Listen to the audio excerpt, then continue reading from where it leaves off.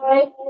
Mr. Jonathan Jones, because he is, in fact, one of the best and the top trainers, and you do not want to miss a word. So please give me another loud, exciting welcome for Jonathan Jones.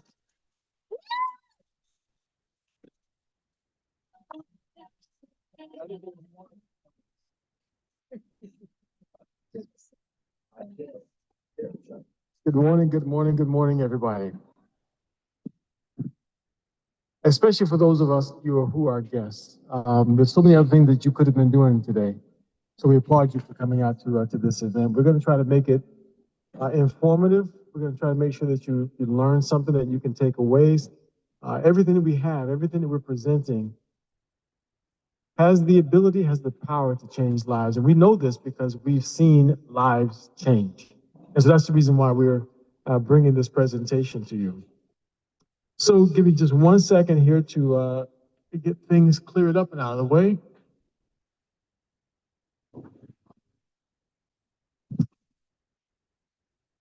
This technology just creates a little bit of confusion for me. Okay, so here's where I'd like for us to start. Now, my name is Jonathan Jones, as you just heard, and I don't consider myself to be anything special, to be quite honest with you, except that I decided about 30 or 40 years or so ago that I didn't like being sick. I wasn't sick, but I saw my mom sick, and I didn't want to go down that path. So my wife and I both, because we had diabetes in our families, decided that we're going to go down the same path unless we do something different, unless we try to change the trajectory. The train was going to go in the same direction. So we began learning about natural things and making some adjustments, and that's what made me become interested in nutrition to begin with. My mother, at her, when the day that she was dying, and I realized that the medical system didn't offer anything at that time for her. As the intensive care nurse, when I asked her what she was doing for my mom, she says, well, we're monitoring her very closely. And I said, well, I'm doing that. I figured, for $10,000 a day, you're actually doing something. I said, I mean, what are you doing to change her situation? And then she says, well, to be honest with you, Jonathan, we're praying for her immune system to kick in. And that was the moment that I realized that my mother would probably die. I had never processed that thought before, but I realized it at that moment. And sure enough, that day would be her last. And but that's what I knew, that I would never be in a situation again where I didn't have a solution, an immune system kicker in, or something that people could actually take, an action step that a person could take. And that's what made me change from computer electronics and engineering to someone standing in front of a room as the research director for the Healthcare Support Association of America. That's the organization that my wife and I started. We started as a cellular health foundation at the very beginning, but people thought we fixed cell phones. Seriously? You hear the word cellular health and you think cell phone? But that's everyone was thinking that. So we said, okay, we got to adjust this, because we don't want to have conversations about Samsungs and iPhones, those semi-smartphones they call iPhones. You chuckling about it over there. I have a smartphone, okay? I know what you got. We need to put we're gonna put a piece of paper across that logo on the back there, because we don't semi-smart device from somebody so intelligent. But anyway, we didn't want to have those conversations. We really wanted to talk about helping people. So we changed or established another organization, and we went to the point of making it a nonprofit organization. So that's what we have now, is the 501c3, and it's called the Healthcare Support Association of America. This event that you're at now is sponsored by the Eastman Financial Network, and you'll hear about that a little bit later on. But suffice it to say, if you could imagine a superhero, think of your favorite superhero, your strongest, most powerful superhero. fictitious or otherwise, a Hulk, Iron Man, whatever. That's the kind of muscle Eastman Financial Network has. That's what we're dealing with here today. And so it has the ability to change who and what you are from a financial perspective. And so that's what you'll be hearing about a little bit later on. My job is to talk a little bit about health. And so I'm going to shift gears a little bit. I promise not to get too much into science. I promise not to get too deep, but I want you to know enough that there is information that we don't always get access to. There's a lot of information that we just don't always get every day. And most of us would never get access to it. One of my partners, his name is Dr. Jarir Nakuzi. You will all get to know who Dr. Nakuzi is at some point. Anybody here from Albany, Georgia? Anybody from Albany? Okay, there's Albany. Yeah, one person representing Albany. Albany is has the highest number of overprescribed seniors in the country. I gave a phone call to Dr. Nakuzi and said, could you do me a favor? I need you to come and do a presentation for these people, these folks, they're friends of mine down in Albany. And he says, sure. He's a little Lebanese guy. He speaks like 8 languages. Brilliant man. He was, anyway, the education he's got is incredible. And I've just been letting him drip on me information over the years since I've gotten to know him. And it's almost like I've acquired a PhD just in having conversations with him. But he went to Albany, Georgia, and was a room just like this. It was packed. He stood at that whiteboard. He marked all over this little board, all of his little images, and so technical and incredible. And everyone paid attention, everyone focused, everyone was dialed in. But what he said was eclipsed by one woman who at the end told her story. Someone gave her a microphone. And in that case, it was very powerful because she was suffering with something called scleroderma. Anybody familiar with scleroderma? Her entire body was becoming one big blob of collagen. She was, if it's happening to you on the outside, it's happening on the inside. But Clemmy told her story. And mind you, she stood up and told her story. She drove herself there. She had her life back because these supplements that Dr. Nakuzi was talking about was in her body. Nothing reverses scleroderma. But that woman somehow got her life back. And what we're talking about today has that kind of power. It's changing people's lives. And this is not just, smoke and mirrors. This is real. Okay, so that's why I'm staring at you. And Gretchen set this entire meeting up. I know that's called sleep deprivation. There's no pill, potion, or lotion that can fix that. It is what it is. I got to tell you the disclaimer though. And the reason for that is because right now we're transmitting live, I think, on YouTube. I don't know if anybody on YouTube is actually able to see this. We weren't able to get up everything all connected. But we have to tell you that the FDA has not evaluated the comments that we're making. I'm not going by a script. No one told me what to say. But they haven't evaluated the statements that I'm making. You're going to be hearing testimonials. They're purely anecdotal. And that just means that what happens to one person may or may not happen to you. So we can't give you the impression that anything that we talk about is a treatment or cure for a disease. Does that make sense? Does it make sense? No? Okay, it does make sense. All right, so, hey, here it is yelling in my ear. Let's move this someplace closer. Testing. Ready? Okay. We can't make a claim that anything that we talk about will treat or cure any disease. We're not allowed to do that. But as long as the federal government can declare a substance to be a treatment or cure for disease. So that's the reason why we have to not cross that line. But at the exact same time, information you're going to hear can be taken into consideration in terms of your health and your well-being. Strong recommended to seek out medical advice of professionals that you trust. Okay. Excuse me. Hello, Jonathan. You have an echo on the back. There's an echo? You're echoing. Getting an echo. All right, let's see if we can't fix the echo. Test.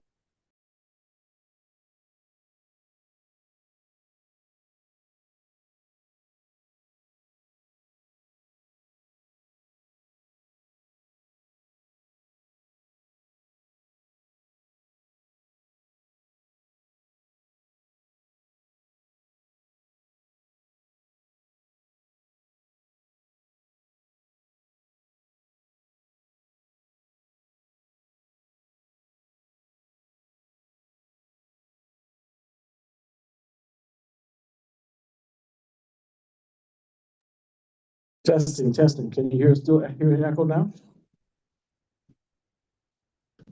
Is it on your Zoom? No, it's fine now. It's gone now? Yes. Okay.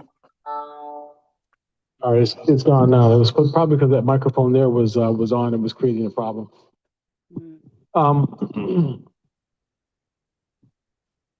What do we know about cancer? Is anybody's lives affected by cancer?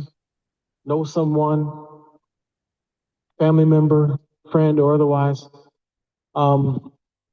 Millions of people are dying from cancer. This year, 2 million new cases are expected to be diagnosed, which means that a huge number of people are going to die. In fact, they estimate that some 1,700 people die from cancer every single day. That's the projection for the year 2025. So that means every other day is like a 9/11. Do you remember where you were on 9/11? You do? Yeah. I remember exactly where I was. I almost remember exactly what time it was. But I know the activity I was involved in. And a friend of mine came running to the car and says the World Trade Center got hit by an airplane. I said, "You're kidding. You need to stop joking." And he was deadly serious about it. We turned on the radio, and I just started driving home as quick as possible. And my wife, looking at the news as well, and while we're standing there, the second plane, ran into the World Trade Center. Thousands of people died that day. But about 2 months ago, another 3,500 people died if you go back 2 days ago. And every single day, every other day, a 9/11 happens. And we don't hear a thing about it. We even remember that you were here today when we were having this conversation, when another 9/11 just took place. Most of us don't. We become numb to the fact that people are simply dying from cancer. How many years have there, how many marches have there been? How many billions of dollars have been raised in the name of cancer research, and we haven't really moved the needle on it? There have been some, there's been some advances, but let's just go forward with this whole thought. And I'm gonna blitz through this part here because I think the thing that you guys really need to hear about is not how bad it is, but what can be done about it. So there's a whole lot of bad news, tons of it.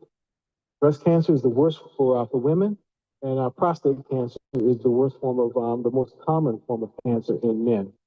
Lung and colorectal cancer are the things that we all have in common, male or female. So lung and colorectal cancer, that's what we have in common. The difference is breast cancer versus prostate cancer, women versus men. So that's where cancer is right now. Second leading cause of death. Second leading, just behind heart disease. Has anyone heard the term turbo cancer?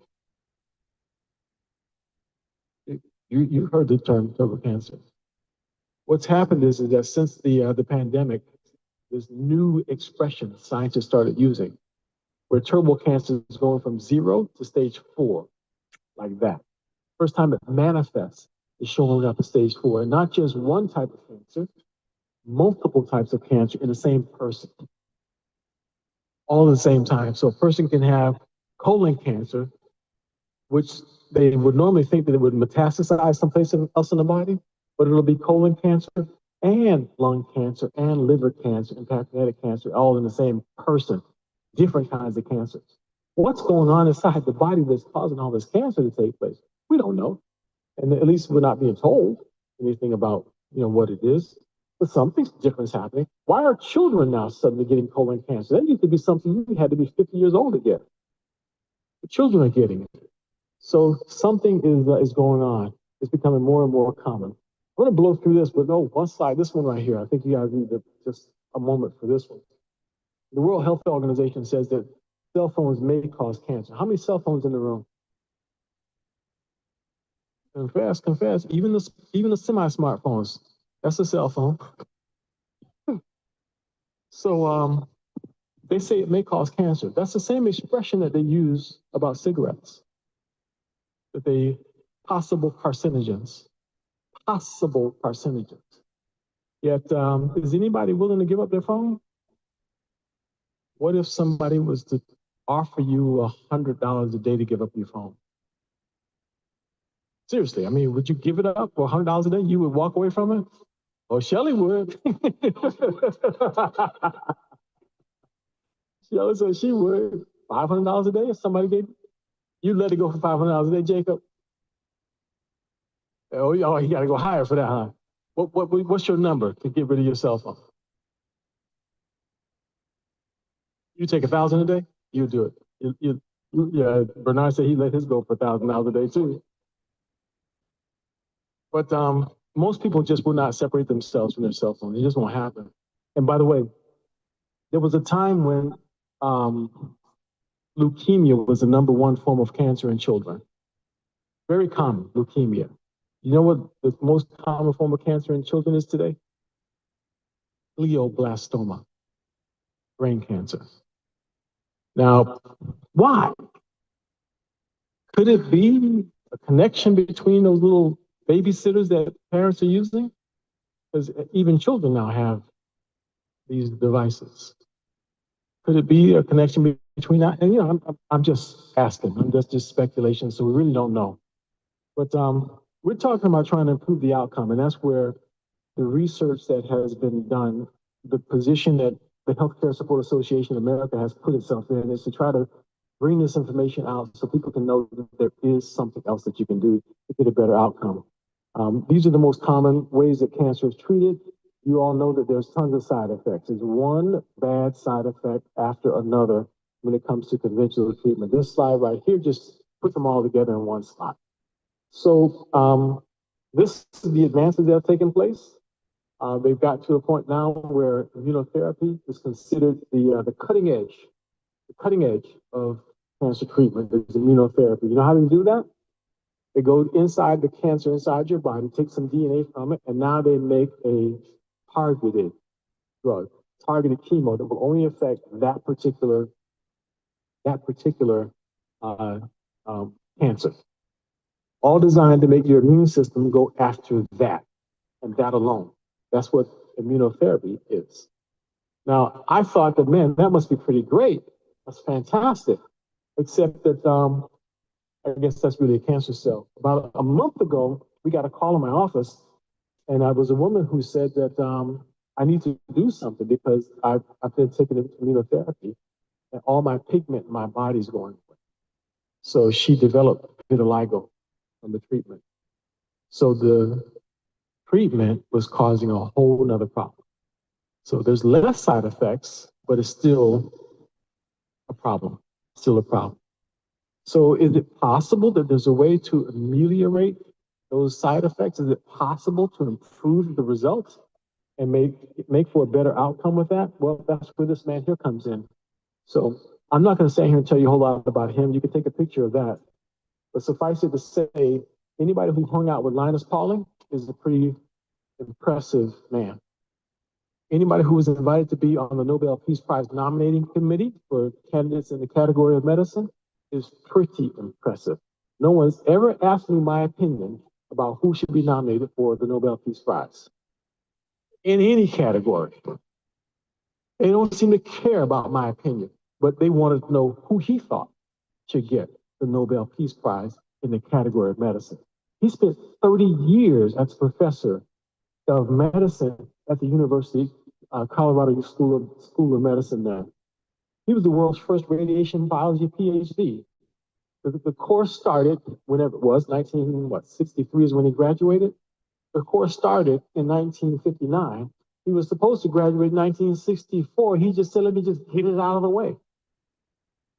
First one to graduate, class of one. Class of one. He was the first one. Pretty amazing.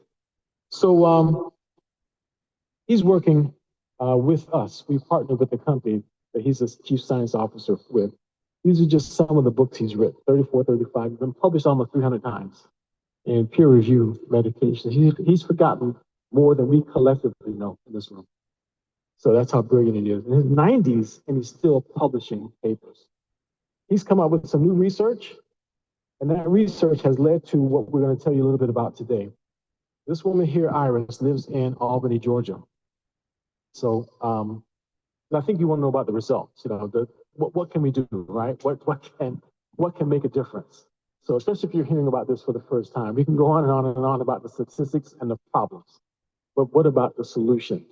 Iris is a solution. I'd like to play her recording, but this technology that we have set up here, I'm scared that it's going to go crazy. You might hear, you know, Beethoven's Fifth when I try to play it. But I met her the last time we did a presentation in Albany, for about the second or third time. Still doing well, still looks just as beautiful. But in the summer of 2020, this is when she told her story. Diagnosed with breast cancer, she took every single conventional treatment that was offered to her. She took the surgery. She accepted the chemo treatments. She accepted the radiation. Dr. Nkuzi tells me that the way that they do it is they will remove the breast, and then what they'll do, or the tumor, let's say they remove the tumor, the surgery, remove the tumor. Then what they do is they will bathe that area with radiation to make sure that they kill all the cancer cells. That's the whole goal.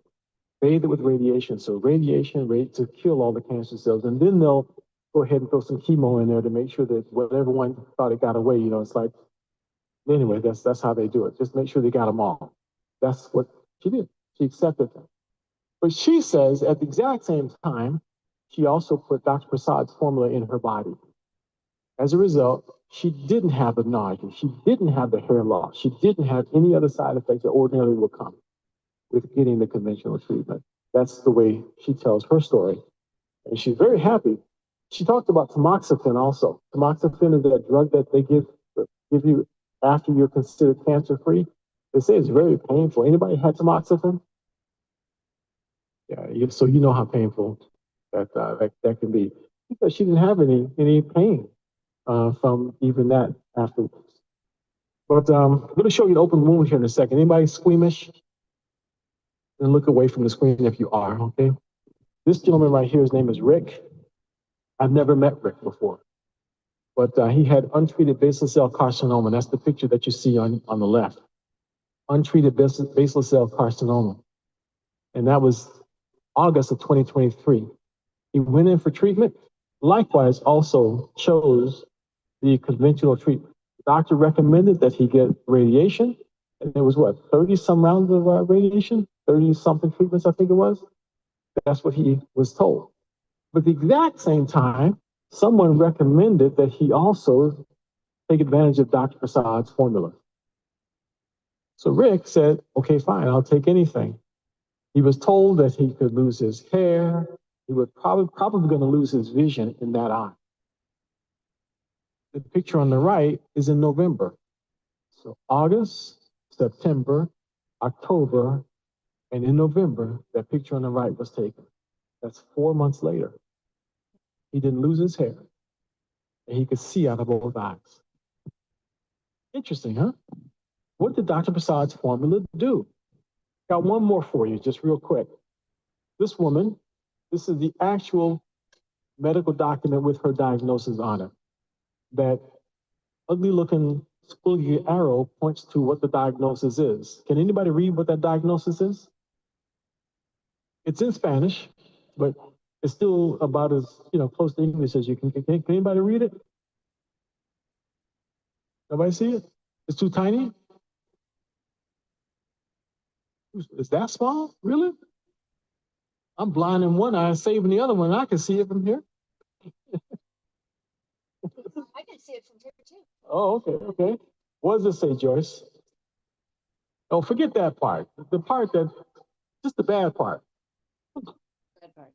What's the bad part? That's what I was reading. Oh, melanoma. Ah, melanoma. You don't want to hear that. You don't want to see that on your blood test. Melanoma. That's cancer. Okay, so that's the official document. The woman has cancer. This next picture is another wound. You know what? I wonder if everybody on Zoom, those of you who are on Zoom, you're not seeing the slides, are you? No. Mm-hmm. She said that very disappointed tone. Yeah. I'm so sorry.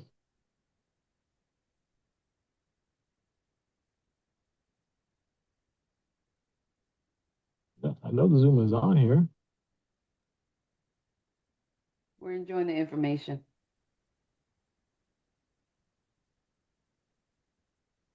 Just give me a second. These folks would really like to see this.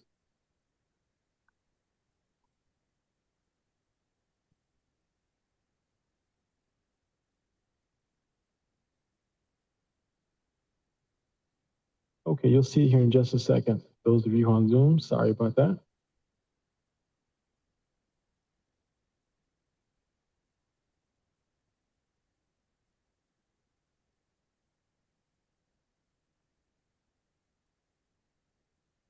Okay, so I don't know this woman's name. It's on there, but it was blacked out. All of her personal information was redacted from the document. But she lives in Ecuador, and this is why the doctor diagnosed her with melanoma. Okay, so it really was cancer. I asked Dr. Prasad to describe what he was looking at because I'm not a doctor. And he mentioned that he says there's necrosis. The flesh is becoming necrotic. So that means it's rotting. So her foot is going really, really bad. The cancer is literally eating her alive. The doctors wanted to just cut off her foot, like I guess around the ankle or so, because they didn't want the cancer cells to go into the lymph nodes and kill her. Later, we found out that the cancer had already metastasized. But anyway, that's what they were talking about with amputation of her foot. She heard about Dr. Prasad's formulas. A little old friend of ours, in fact, was down there. His name is Charlie. He used to be a missionary. And he was down there and told this family about Dr. Prasad's formula. And it was Bernard that made sure, testing, that Charlie was aware of Dr. Prasad's formula. That picture, let's go back. What's the date? April the 18th. This picture was taken. April the 18th, this picture was taken. This is April the 22nd, 4 days later. Now, if that was your foot, would this picture now make you feel a little bit optimistic? You don't even have to be a doctor to see that something is happening here. You don't have to be, because the other one was wet and oozy and clearly a problem. This looks more like a scab is forming. How is this possible? Mind you, now the doctor only gave a diagnosis. She's still not getting any treatment, but that's what's going on. 4 days later, this was on April the 28th. Just a few days later, again, we're talking 6 days later now, she's got her life back. She's running up and down the hills. She's walking around. She's back in her volunteer service. She's got her life back. She doesn't feel any pain anymore at this point. And these are not AI generated pictures. Can anyone tell that these are not AI? Is there any geeks in the room? Are any nerds? We got one nerd over here. Even though he uses a semi-smart device, we have one nerd here. Is there any evidence that reveals to you whether these are real or AI generated pictures? What can you tell?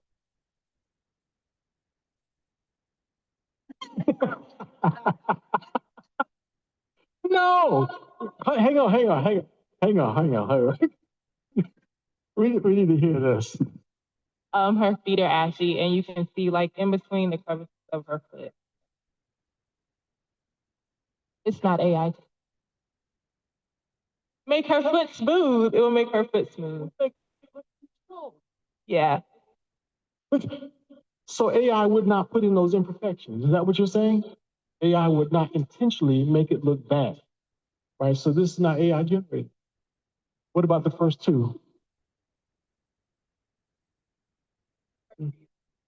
Yeah. That by itself tells her that it's real. What about the other nerd in the room?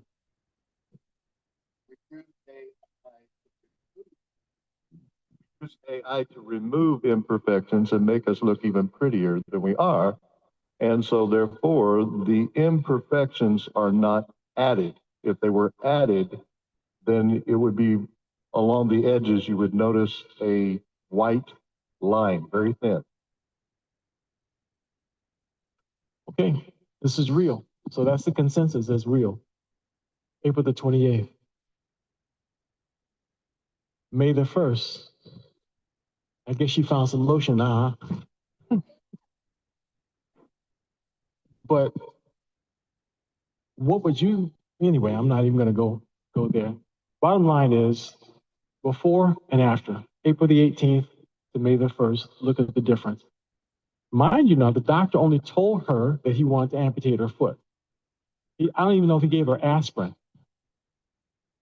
The doctor had given her no treatment. All she had access to was Dr. Prasad's formula. Is that connecting and resonating in any way? Yeah, it's pretty impressive though, isn't it? Pretty impressive. Anybody here in the room, besides Gretchen, is anybody else in the room here who had any interesting results with Dr. Prasad's formulas? Anybody else in the room that had any good results with Dr. Prasad's formula? What if we could just find anybody in the room? Yeah. Tell us your story. Well, one of the side effects of taking chemo is at any time you could have autoimmune problems.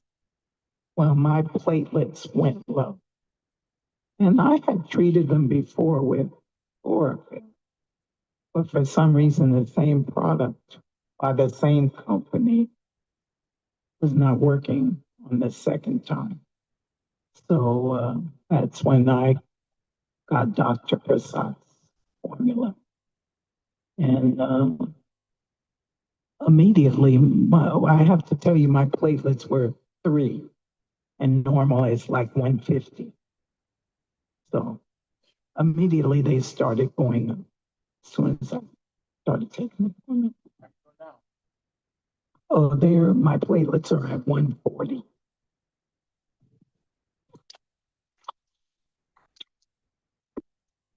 I don't know about you, but I'd be excited if that was my number. That hit Joy. Is it Joy? What's your name? Karen. There we go. Jenkins. I had 3 strokes, and the first stroke was in 2018. The other one was in 2021, and then in 2021, and then the third one I had also in 2021, and I was on Plavix, blood thinners, cholesterol pill as big as my thumb. And they kept increasing after each stroke. And so a friend of mine bought me some EMF. And she said, do your research and everything, and look it up. And if you decide to take it, go on and take it. So the stroke left my right eye completely closed, and my neck was leaning to the left, where I could not straighten up completely. And so after she gave me the EMF, I did my research and research on Dr. Prasad and all of the products. And then I started taking the EMF, and I took them to my doctor afterwards. And she looked at all the ingredients on the box of the EMF, and the EMF was the only thing I had. And she said, I don't see anything in here that's going to hurt you. I said, good, because it has opened up my eye, it has straightened up my neck as much as possible, and I'm already taking it for a week.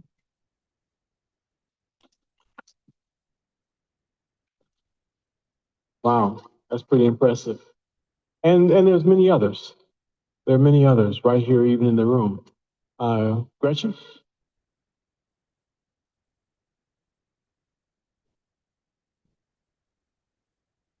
See, y'all thought I was just a host. No, I am a cancer survivor. Yes, yes.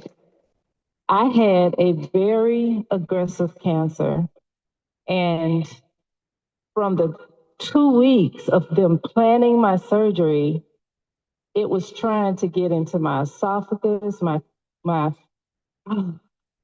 it's, I'm sorry. It was trying to get into my esophagus, my liver. It was going toward my clavicle. It was crazy. I couldn't believe it. And I met this woman. She saved my life, I'm telling you, because she introduced me to Engage and micronutrients. Scratch that. She introduced me to micronutrients. And I was skeptical. I was like, you know, when you have cancer, you are brain fog and like, I can't believe this is happening to me. But I took them and I started having energy where I felt like my energy was just leaving me. But I started having energy. And then here comes the surgery. And after the surgery, the doctor said, well, we got clean margarines. I was like, what? He said, it didn't get into your liver, it didn't get into your bloodstream. It's like it was shrinking. So by the time that they did the surgery, they got it all. However, they wanted me to do chemo and all of that. So I skipped it to do just radiation. And it was from July to October, every single day. And I felt like it was killing me every time I did it. And it was just a horrible feeling. You could feel something happening when they did the radiation. And all the other individuals around me, they was talking about how their hands were burning, the bottom of their feet and their mouths. And they told me about how it would get really dark and start cracking and peeling. But you know what didn't happen to me? Any of those things. My surgeons could not believe how quickly I healed. He said, what is going on? He just did the surgery, and the week that I went to see him, he's taken off the tape and off of all the surgical things. He said, your skin is beautiful. And when he saw that the burning I wasn't peeling, he said, your skin is healed, it's so smooth. In my mind, I was thinking about the cancer. I had no idea what was happening to me. And then I told Dr. Prasad about it. He said, it's the micronutrients. I said, it's the micronutrients.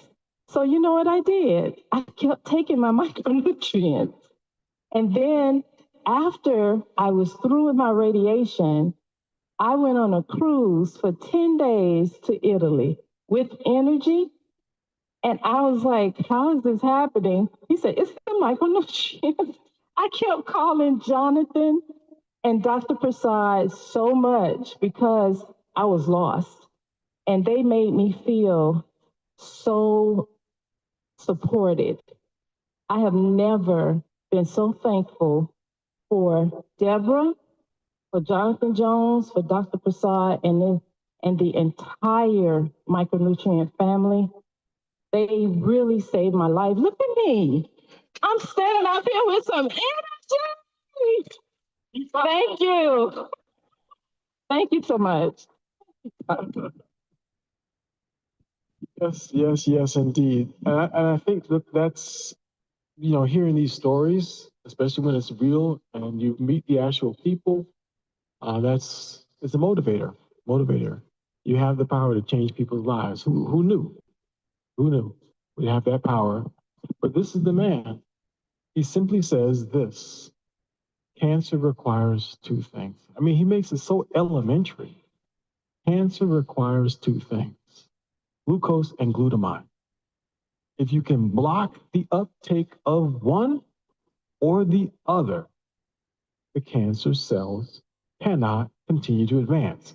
Now, he says to us, the cancer cells die, but we put it here this way. But two things, glucose and glutamine. I said, well, which one are you blocking, Dr. Prasad? He says, we block both. The uptake of both glucose and glutamine. That's pretty amazing. So it really is that simple.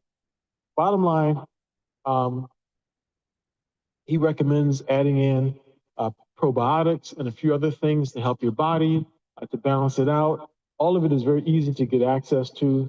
This is his formula here. That is his most powerful formula, his most advanced formula, the microdaily EMF. That's the one that does all the heavy lifting. Um, it started out as a military formula. It was originally called military micronutrient formula because Dr. Prasad originally formulated it for the government. The government wanted a nutritional supplement that would help the soldiers on the battlefield be in optimal health. But this is now the fourth generation of it, the microdaily EMF. So he literally took something that was phenomenal and made it even better. So he built on that. So, and remember, at the time that he did his formula, cell phones weren't really a thing. But the original cell phones were very, very powerful and dangerous. Anybody have one of those original cell phones like in your car? Yeah, like sitting on a microwave. Yeah, and that's what it was. But now the cell phones are 700 times more powerful than those original ones. Don't go moving your cell phone away from you now. Pushing it across the table. I that one presentation, woman reached over and took her phone from her child. And said, oh, you love her now, huh? But anyway, this would be the showing the love because he added 4 more ingredients in there to counter the increased amounts of radiation we're getting with the new 5G.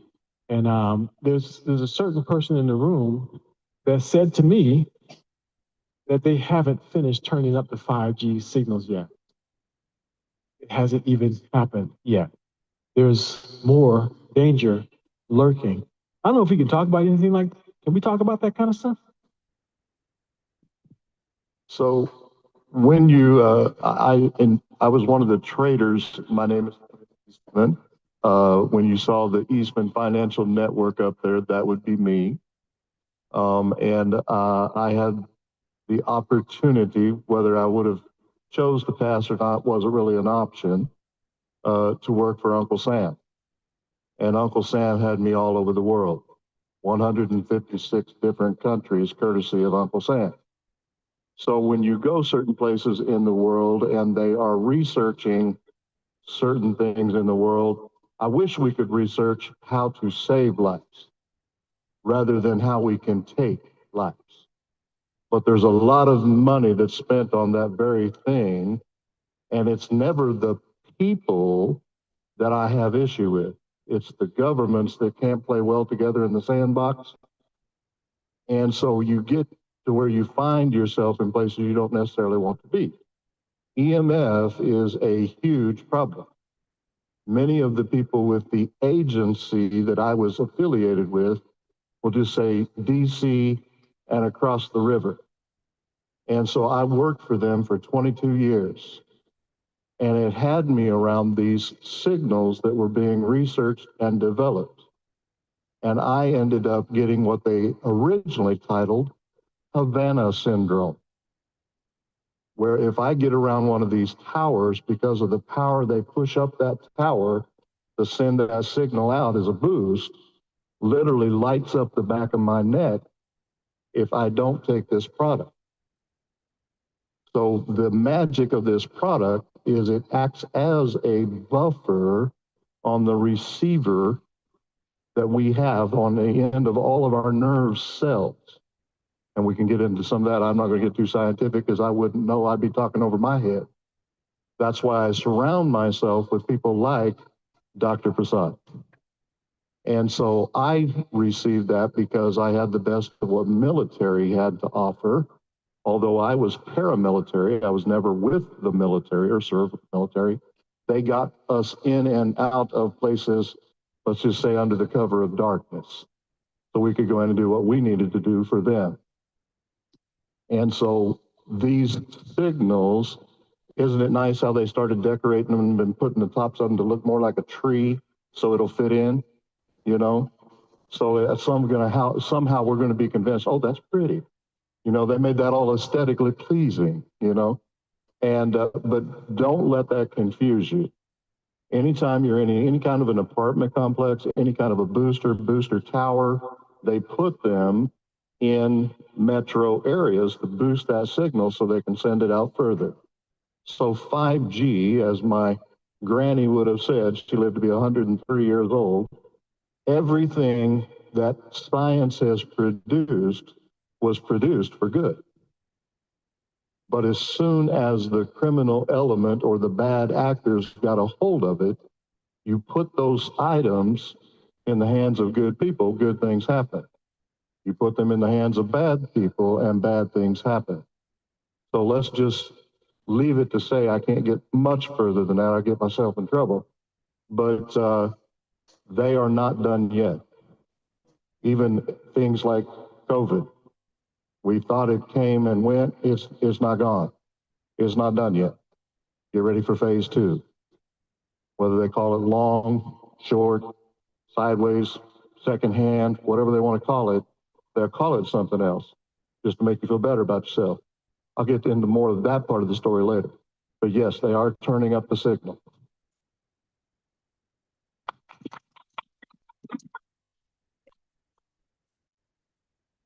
Thank you very much, Mr. Eastman. You just made our day.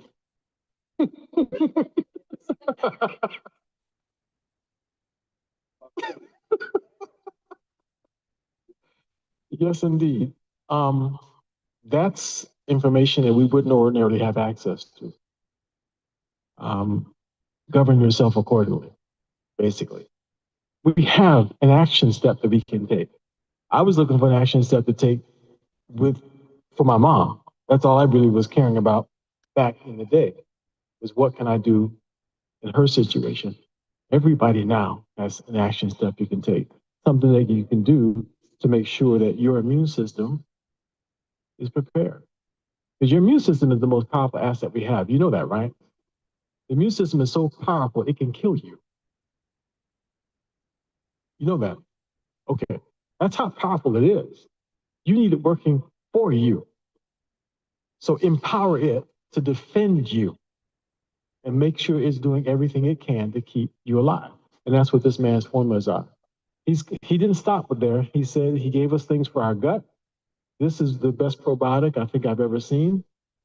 They're even saying, by the way, you can do the research yourself, but this particular one right here, Terry, good for muscle. Good for muscle. You missing that, and you got a problem with muscle loss. So that's important to have. There's a couple of them in there. I think it's the bilarity one there toward the bottom, that the FDA approved that one for children. But most of these are strains that survive acid and heat. So these are acid and heat resistant strains. So they will get where they need to be. So you're shifting the bacteria in your gut from dysbiosis to balance. That's all. That's all it is. This is a good thing. One of those twice a day, and you're squatting in tall cotton, as they say. Omega-3, not just any old omega-3. So if you're saying to yourself, I got some of that, you don't have this. Because Dr. Prasad's formula is unique. Very different, balanced properly. That DHA that you see on that list right there, phenomenal for the brain. Do you know what borage oil is? Anybody familiar with borage oil? Yeah, well, borage oil, besides being beneficial and supplying some of the things that Dr. Prasad said is needed here, it also happens to be phenomenal for diabetic neuropathy. That is great for that.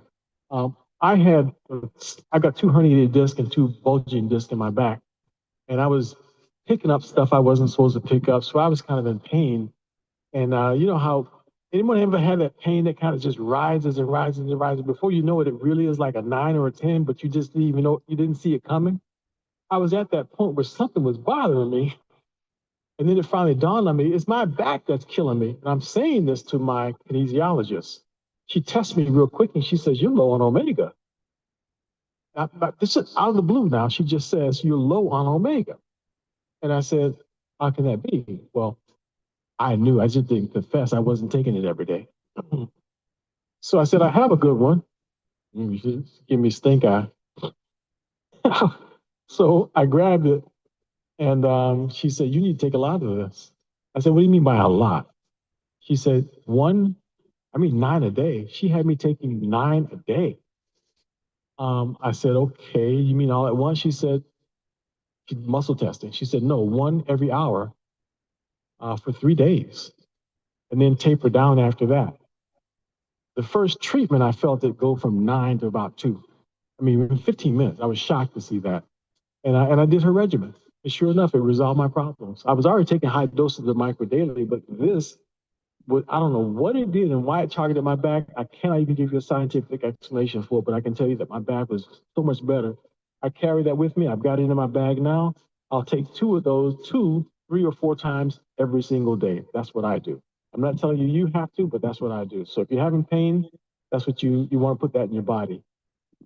The collagen, you're concerned about skin, including ashy skin. Dr. Prasad added hyaluronic acid in this one. That's the one that keeps the moisture in your skin. He also had the nerve and is the only one, this is 100% patented. No one else in the world has this particular formula. You know what starts to happen inside our body when we hit age 25? We start making an enzyme that degrades collagen in our body. Yeah, we start making it. Your body starts manufacturing an enzyme that's called aging. And we start looking older. So the longer time goes on, the older we look because we're losing collagen. Dr. Prasad added, you see it there? Enzyme inhibitors. Those enzyme inhibitors stop you from losing what you make. So you can go to Costco, you can find this for, I think, $25. I think I saw it on sale just the other day for $25, a particular type of collagen, but not a one of them has enzyme inhibitors. You can buy the one at Costco or any other store you go to, whatever you do, you're gonna lose it as fast as you make it. You might keep it for a day or two, but it's like putting water in a bucket with a hole in it. Not with this one. So it's the only one on the market, 100% patent. Dr. Prasad is amazing. So when it comes to surviving cancer, we've got the kit. There's so many more things here. Brain boost, chemo brain, sleep boost, CBD isolate, not just CBD, but an isolate. I could talk to you for an hour on that. We're not going to go down that road. Understand this. The price is insanely reasonable. If you just looked at the ingredients on all the bottles, it would be closer to $1,000. If you bought these 4 bottles by themselves, the retail cost is about $315. I think the tariffs took that to $315 or $320 would be the retail cost. But you can get it if you go on subscription for right around $200. So you just get back with the person who invited you here today, and they will help you to get that for the most reasonable price. So I'm going to stop right there and then see if there's any questions from anybody about any of Dr. Prasad's formulas or about health in general, taking an action step. Or if someone has another story they'd like to share, you can do that real quick.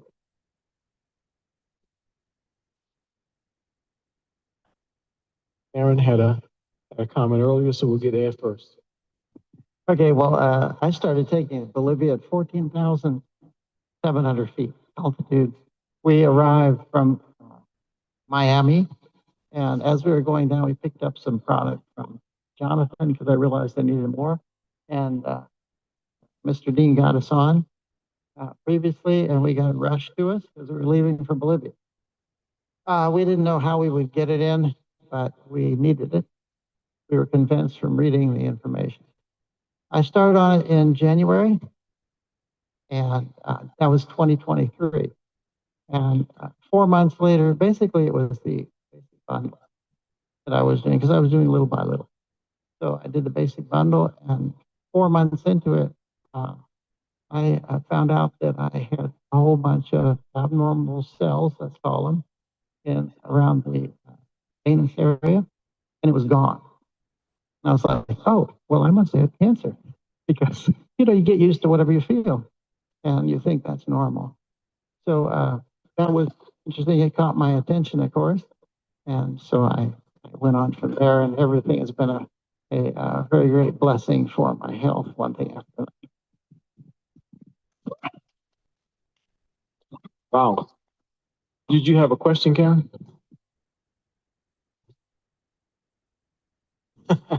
We'll get your story. We'll get your story the other story a little bit later if we can. Anyone have any questions about what you've heard that we need to respond to? Here's another question, Ed. wonder if you could show that slide on the cancer, the one where you have what you're recommending. There's a slide up there. It kind of flashed through. Tell me where to stop. Oh, with Dr. Prasad's recommendation.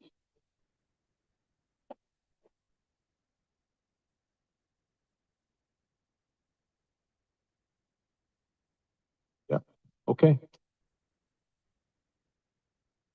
So this man is absolute brilliant, absolute genius when it comes to his suggestions. Now, some have asked the question, well, if I do have cancer, do I just go get one of these little pills and I swallow that one and I'm good? No, no. The original recommendation for soldiers on the battlefield that were 20 some years old was like 2 capsules twice a day. And if you got a real problem, you need to do better than that. So if you got a chronic condition, double the dose. Take 4 twice a day. If you're looking at the original formula, the green bottle. If you're looking at the EMF bottle, again, double the dose. The normal dose is 3 capsules twice a day, so you would go 6 capsules twice a day. If you've got a serious problem, you decide what is serious, you can triple that dose. So EMF, it would be 9 capsules twice a day. Okay, chronic problem would be 6 capsules twice a day. And we'll send you this on a form. We got that all on a chart. If you do have cancer, we recommend that you take triple doses 3 times a day. Because now you're putting in massively high doses of antioxidants. The cancer cannot get access to glutamine and glucose with all that antioxidant around. It's like you and me walking outside and testing, and the whole forest is on fire, and there's nothing but smoke in the air, and we're trying to breathe. If all you're breathing in is smoke, it's just a matter of time, right? Because there's, not enough oxygen. So we die from smoke inhalation. That's what happens with the cancer when all it has to absorb is not the food that it needs, which is glucose and glutamine, they die. So you have to slam it and hit it hard. That's what keeping high doses of antioxidant around will do. My question is, do you have a product for children? And if so, at what age can they start? Very good question. Especially now, the microdaily hydro, will send you the actual product brochure that shows all of them. We have had, I've got a picture, which I'm going to do this next time. I'm going to show a picture of a little infant with the drinking from a baby bottle, and hydro is in the baby bottle. So children can take this product. It's safe for children. Now, can we legally turn around and tell you to give it to your child? No, we can't. No, we can't. But again, this is Jeff Ashby's grandson, or great grandson, and it was a bottle with hydro in it, and he's sitting there drinking it. Adorable little kid, and just loved the stuff, asking for it. So, but they also make children's gummies. So the gummies are phenomenal. Kids love them. I sent them for my niece, and she kind of turned her face up a little bit, a couple times, but she likes them. I love them. They're like candy to me. So I just going through them all day long. So it became my treat. That was my thing. Okay. Any other questions? One more question here, please. Now, how the person was talking about, the products the formula with children. There's a person I know, their child has cancer and it was in their leg and they're like 11 years old. So do they do the 9 and 3 times a day or what? Good question. Good question. Now we're drilling down a little bit deeper.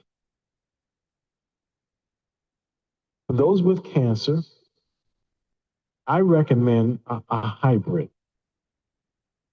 1 dose of the EMF and the whole rest of it, which should be the original formula. Okay? Because the cancer needs the high doses of antioxidant to choke off. That's in the original formulas, either the green bottle or the purple bottles, or the hydro. And that's what's in there, is just the antioxidants. The EMF is phenomenal for the 5G issue. And it has the 4 extra ingredients. you don't need those 4 extra ingredients in triple doses. You see the point? So 1 dose should be the EMF, but all the rest of it should be either the original or the methylated. So even as a child, depending on the weight, just make sure that they're getting triple doses. The child may not need it 3 times a day. Twice a day will probably be sufficient for the child. And if it's a low weight, they may be able to get by with just the chronic dose. But if it was my child, and this is just food that's missing from food, I wouldn't split hairs over whether it was a double dose or a triple dose. I go triple dose personally. Okay? But very good question. Thank you for asking. I was wondering if you spoke at all about the attention deficit, ADHD type situation. What would you suggest? Brain Boost is great when it comes to the attention deficit disorder, ADHD. But I remember a little girl. I want to say her name was Aaliyah. Right now I'm drawing a blank. I need some Brain Boost. But the first time I met this little girl, adorable little girl, and I wanted to just say hello. And she ran behind her mom and put her face in her mom's skirt. She peeked out every once in a while. I'm like, okay, maybe she's just playing hide and go seek with me. But no matter how close I got to that child, she ran on the other side of her mama's skirt. And then her mom says she has autism. I said, oh, okay. Anyway, eventually mom would pass out periodically, just out of nowhere. She would go into this thing.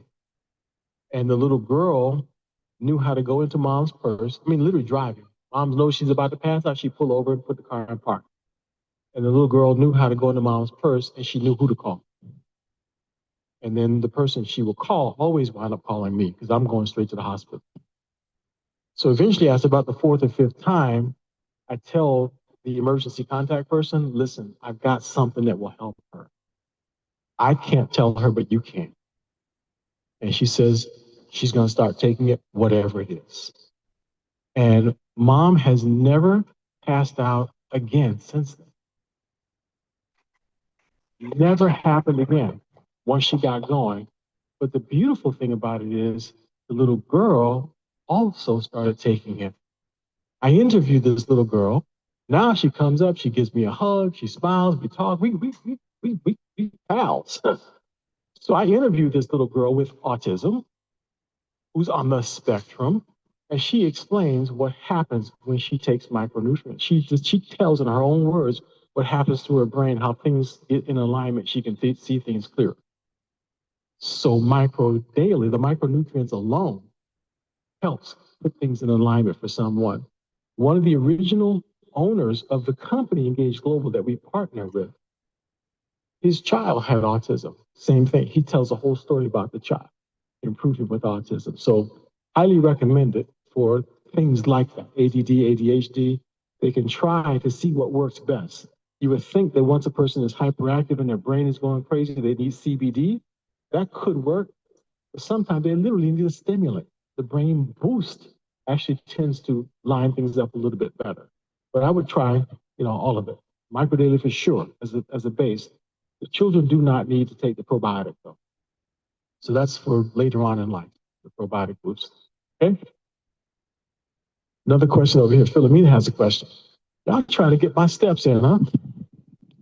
I thought I was getting ready to sit down. This is the queen, Philomene. I don't have a question, but I have a testimonial. I have 4 grandchildren. They used to go to a daycare, the best daycare at the time, and then the best preschool. They keep on getting fever, cold, running nose, back and forth, the whole winter. So I talked to Naja. Naja said, no, we have something here that can help the children. It's called the gummy. So I ordered it. When I ordered the gummy, they start taking it every year, never. they never get to court. Although the cheetah hasn't court with the dance. So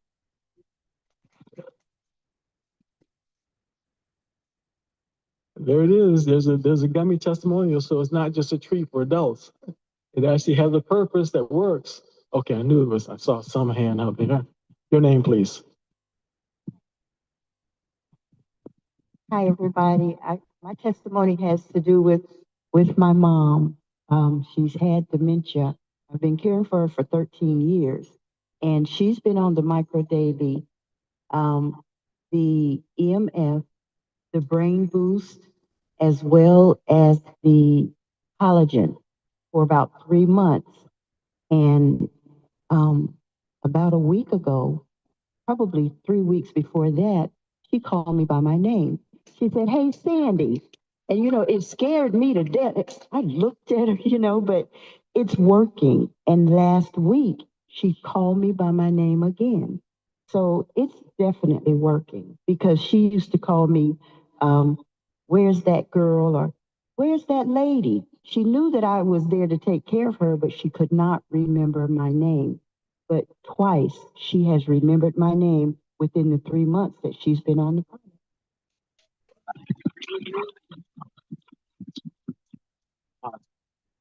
Wow, wow, wow, wow, wow.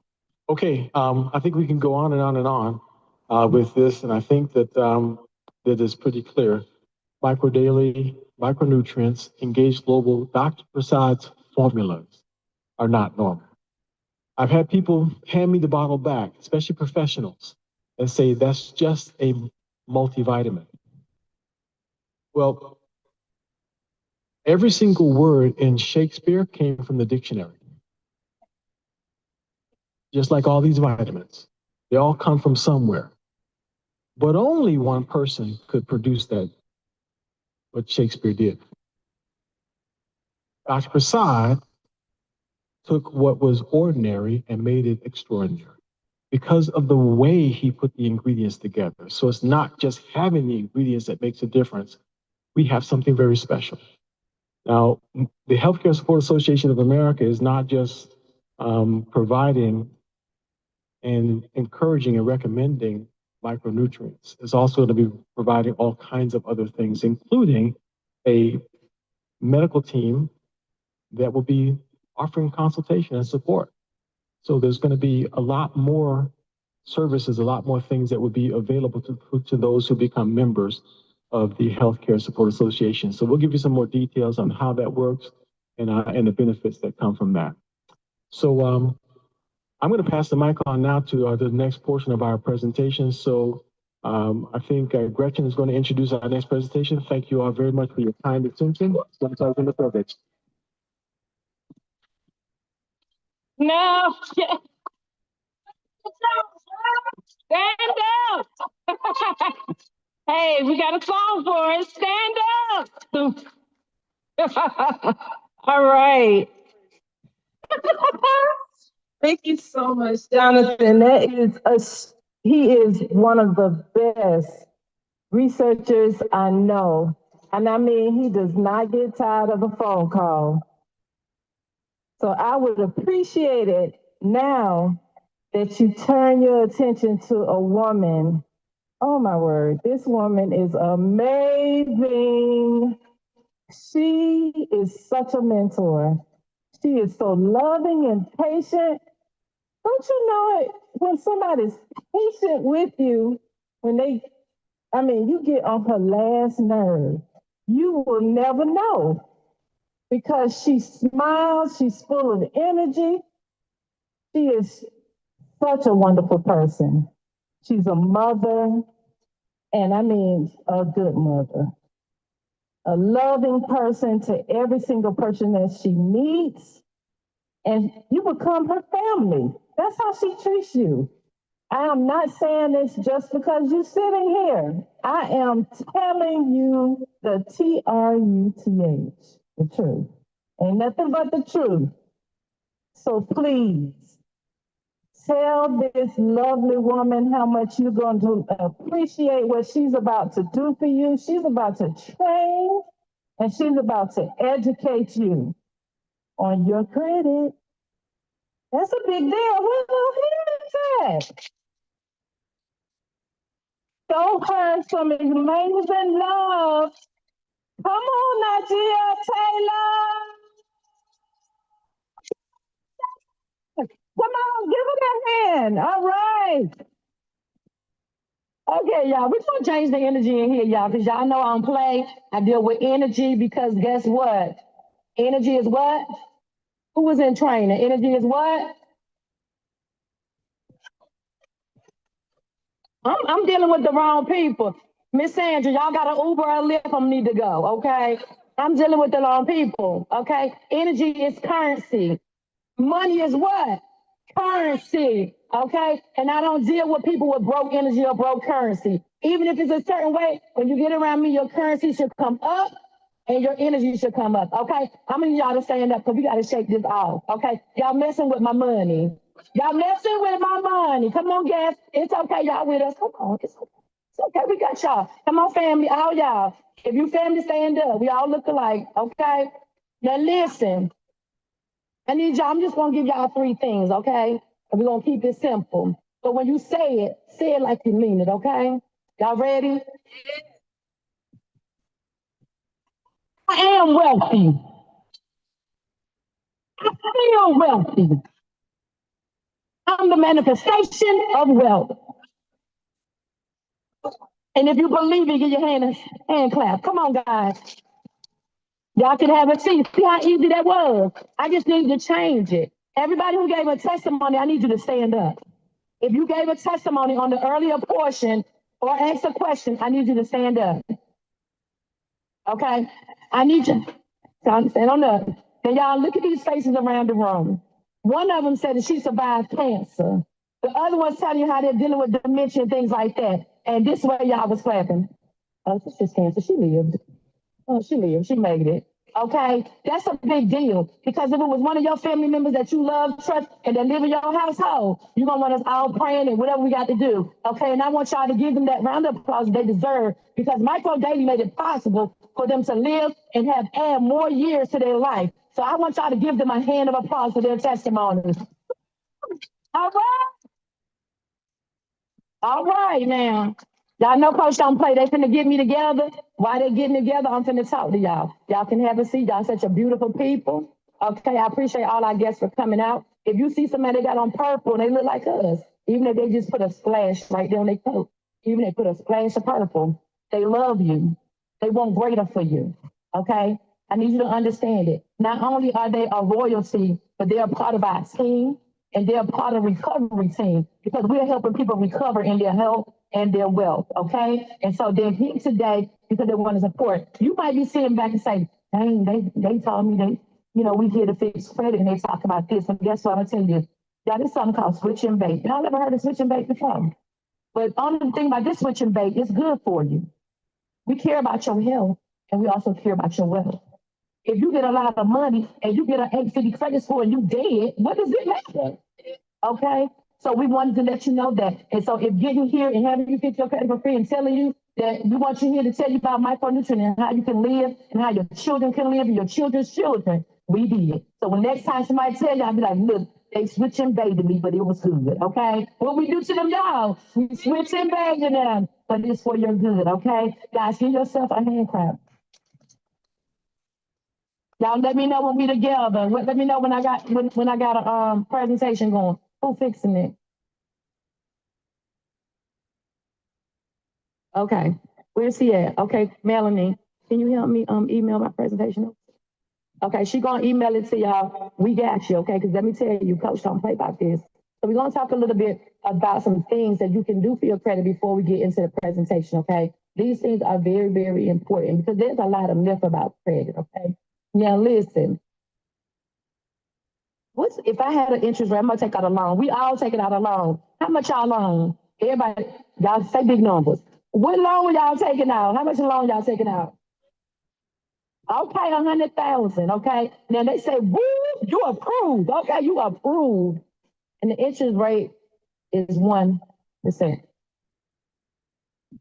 Right? That sounds good. Okay. All that sounds good. But then we're gonna say it again. They call you up and the interest rate is 29%. Are you taking the loan? Who in here not taking the loan? Raise your hand. Y'all need credit education. Let me tell you why. Tell me something about the interest rate. Then let me tell you something. When does interest start? When does interest start? You got the loan. When does the interest start? It starts on the 30th day, y'all. It starts on the 30th day, okay? Now listen. The reason why sometimes I tell people interest don't matter, because if you're somebody like me, it can be 100% interest. I ain't care, because I know I'm going to snowball that debt, and we're going to teach y'all how to do that. But interest never catch you. How much do a loan, when you take out a loan, you got to pay it what, every what? I ain't hear y'all. So what if I told you that I have a $10,000 loan with Navy Federal, and the last time I paid it was March of last year, and it's not due until November 26th of 2026? Did I not show that to you? Y'all don't know how that happened, did y'all? Y'all like, wait, what? Yep, see? Because listen, let me tell you something about interest, right? When you pay your bills, and this is the way y'all gonna start snowballing these bills, because if you pay your bill the way they schedule you, you will never pay it off. I don't care if it's a house, car, I don't care if it's your loved ones, if they finance. If you pay it the way they tell you to pay it, you will never pay it off. And why don't they want you to pay your bill off? They want to, what's your name? Jonathan. And my brother named Jonathan too. Okay, he got my heart back, and that's my brother, my baby brother. Okay, listen, he's my brother too. They want to keep getting your money. Let me tell you what happens with mortgages, okay? I go up and I get a 30-year mortgage, fixed rate, everything good. But tell me what happens in 30 years. Anybody? She said interest. Anybody? Come on, what happens in 30 years? Anything you want to tell me? It makes sense, and that is true, honey. You be about 6, 7 lenders, right? But what I'm looking for is a word life. Life happens. Maybe you're married when you get your house and you're not married. Maybe your loved one passed away. Life happens. Maybe you lose your job. In 30 years, a lot of stuff happened. And they depended on the fact that life happens. So guess what? You paid a $10,000 at closing. You got a beautiful home, beautiful. But guess what? Life happens. And when your life happens, they're going to keep forcing you to refinance. And then it takes you out longer and longer and longer, like you're starting off in the same day. And on top of that, what do you think they're going to do? When you default, they come to get the house. They come to get the house, and then they're going to find another person and give it to them on a 30-year mortgage rate, and they're going to pay another $10,000. They done sold that house like 10, 12 times. So I want y'all to start learning how to snowball debt. If you have a mortgage in here, you definitely need to be talking to me about how we get from under this debt, okay? And I'm going to tell you how. When your monthly payment, you have 4 quarters, right? So every 3 months is a season, okay? In that 3 months, you're going to pay your regular bills. In one of those months, you're going to double the payment. But don't pay it just like sending your money in. If you send the money in, guess what the bank does? They hold it until the month comes, and you still pay that interest. So what you're going to do is you're going to say, okay, here's my payment. Then you're going to have another check or money order and say, this is it. And on the line for 4, you're going to say to the principal. So what happened is if your mortgage is $1,500, you pay $1,500, that first $1,500 you pay, part of it is going to go, $1,000 is going to go to the principal, $500 going to interest, okay? When you pay that next bill, that $1,500, the whole thing is going to principal. And not only that, guess what else? They can't pay interest on money that's already paid back. So not only did you want that $1,500 going straight to the principal, then it's going to be deducted by the $1,500, that interest rate of the $1,500 that they would have had. This is how you pay the bill, not pay what they tell you to pay. Because they're telling you that because the longer you're their client, the more they get money. Okay? So we want to start doing some things a little bit different. They're going to get the presentation of they're going for it. Y'all got it? Okay. So now listen. Another thing I wanted to talk to y'all about when I was telling y'all about the loan and how it happened. So I paid the bill in a principal payment way, way up because I paid it in a principal payment. It dropped. I paid it at $8,000 at one time, right? But if I would have just said, here's $8,000 and my monthly payment is included, They would have put part of it to interest and part of it to principal. I don't want that because I want to get out of debt. I don't want to be sitting here looking at you. I want to get out of debt. I want my stuff. Okay. And so y'all, over this time when I came along, I actually I inherited bad credit. I didn't get a chance to mess with my credit. Anybody inherited bad credit? Anybody? Little one, tell the truth, shame the devil. My mama had this little bag phone in my name. I had lights and stuff, had a little apartment. So by the time I got my credit, it was bad. It was. And for a lot of us, she was just trying to survive. I ain't mad with her. You know what I'm saying? They do what they got to do. I made it. Miss Wanda, did you make it, baby? I made it. So let me tell you what's going to happen with that. So this right here, y'all, I inherited bad credit, and I convinced myself that cash is king. They come to me, they're like, oh, your credit bad? I'm like, I need credit. Cash. But how many know that's the most stupidest thing that you can think in your life? Because guess what? Think about when you're in this Atlanta here. They do this a lot in Atlanta. Y'all picture this, 1966. Now, I'm like, picture this in Atlanta. Y'all coming out of the grocery store, wherever y'all in the parking lot. Y'all know the people that pop their trunk over, and we got oil, CDs, we got this, we got that, we got this, got that, got purses. As soon as you say, I ain't got no money, they're gonna leave you. Right? I thought cash was king though. Let me tell y'all this. When you got good credit score and you go to the bank to do business, maybe they pull out wine. They tell you to sit down. They got the executive chair. They take you into the other room, not the upper room, the other room. Okay. So they take you to the other room and they want you to sit down, want some wine. Right? Mr. Donnell, Miss Bill, what type of wine would you like today? Okay, they take you in the other room, okay? Then they want to discuss things one thing. Then they say, then when you do business with them and you get your house, they bring the big bouquet out with the little flower stuff on it, okay? Have y'all ever got that from the little man, the hustle man in the parking lot? He ever gave y'all some wine? He ever gave y'all a little gift or anything? Because cash isn't king. Cash might be king and cash might talk, but credit holds conversations.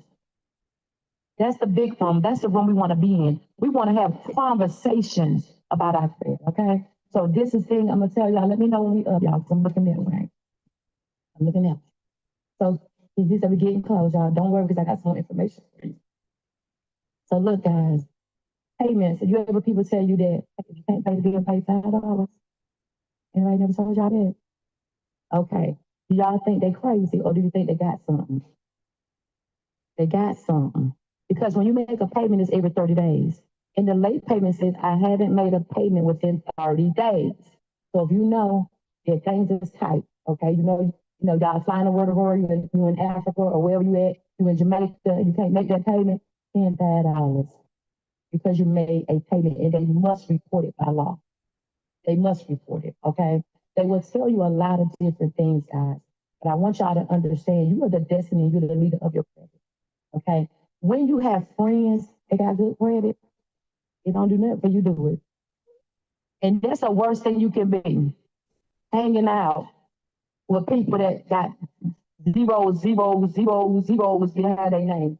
And their credit, and y'all might not believe it because in theory, credit is from 8 to 850, correct? But do you know there's a 999 classification? And if you ever got denied for a bill, if you look at it, it said we measure your credit score from 0 to 999 and you fall. Nobody never even questioned it. It said that right there. But 999 is a classification for celebrities, okay? For people with excellent credit. I mean, they don't owe nobody, okay? It's a classification. A classification for millionaires and billionaires. When they come in, they ain't going through all this stuff. You ever see them go through the line and it's just smooth? We go through the line with our bad credit, like, you got your ID? You got this, you got that? Listen, I'm with you. It don't work that way. But guys, listen, it's a good thing to be able to come here. And I want y'all to know that there's a wealth game being played, right? And that finances is the least conversation that's held in the minority household. Finances is the least conversation. And I'm telling you this, when you talk to somebody about big numbers, the first thing they do is lower their head. Why y'all think they lower their head? They ain't got no money. They don't understand. It's a mindset. They lower their head because of that. We ready? Okay, we're gonna start this video. Listen, y'all. This video is to only educate you about. Who's gonna be clicking for me? Okay, this is only to educate you guys. And you're gonna start today. This video is to educate you, right? Whatever don't apply to you, let it go. Because this video is so important because it tells you about your name, it tells you about legacy. How many of y'all know that your name means something? Okay. And let me tell you something. When you pass away, if you in this room right here, right now, nobody better not be making up nothing on you on your obituary. I'm serious. I had a family member, ain't lived nothing. They was up there to something. He graduated from where? Talking about he was a top chef. He worked at Waffle House. About, okay? And listen, I was upset about that because you need to live something so when you die, nobody don't have to make up nothing about you. Do y'all understand that? Your name is all you got. I don't play about my name. It's not only my brand, it's my legacy that passed down to my children. Okay? And so I'm really particular about that. And anybody that know me real close, they know I don't play about that part of it. Okay? So listen, I'm gonna play this video for you. What I'm hoping you get out of it, okay, is the fact of what your name really means. Anything that don't apply to you, let it fly, okay? Because at this, we're trying to be great in this season, and we're trying to live up. Who wants to be a multi-millionaire? Okay, I got that. Who want to be a billionaire? Okay, you pick your choice. You just said you want to be. No, you got to go. We're gonna go to the top. Baby, let me tell y'all something. Who 100 there in here? Who's 100 there? Anybody 100 there in here? See, nobody don't want to be 100 there. But guess what? You got to be 100 there before you can be 1,000 there. And you got to be 1,000 there before you can be a millionaire. Don't forsake your process. And you got to be a millionaire before you can be a billionaire. And you have to be a billionaire before you can be a trillionaire. But let me tell y'all something. It starts with learning how to spend $1. And we're going to talk about that as soon as this video is over. How to spend $1. If you can learn how to effectively spend $1, you're good. The second thing I'm gonna teach y'all is how to eat an orange effectively. Y'all like, what? We can't even get our credit fees. We can come here for this. These two things are gonna help you in your finances, and you will never, ever, ever be in the position that you are in today. Okay? Greater is coming. Let's play that video.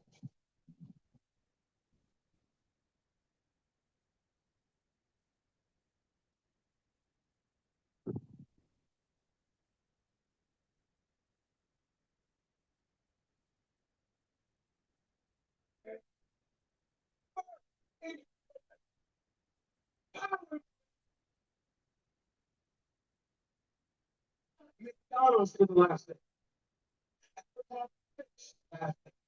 Our money is the last thing. Is the last thing.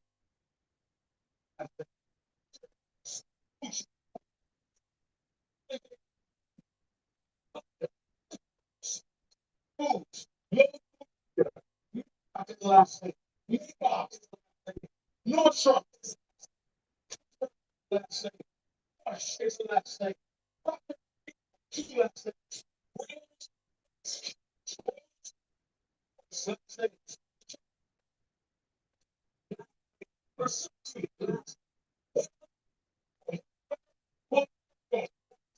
You're breaking up, Jonathan.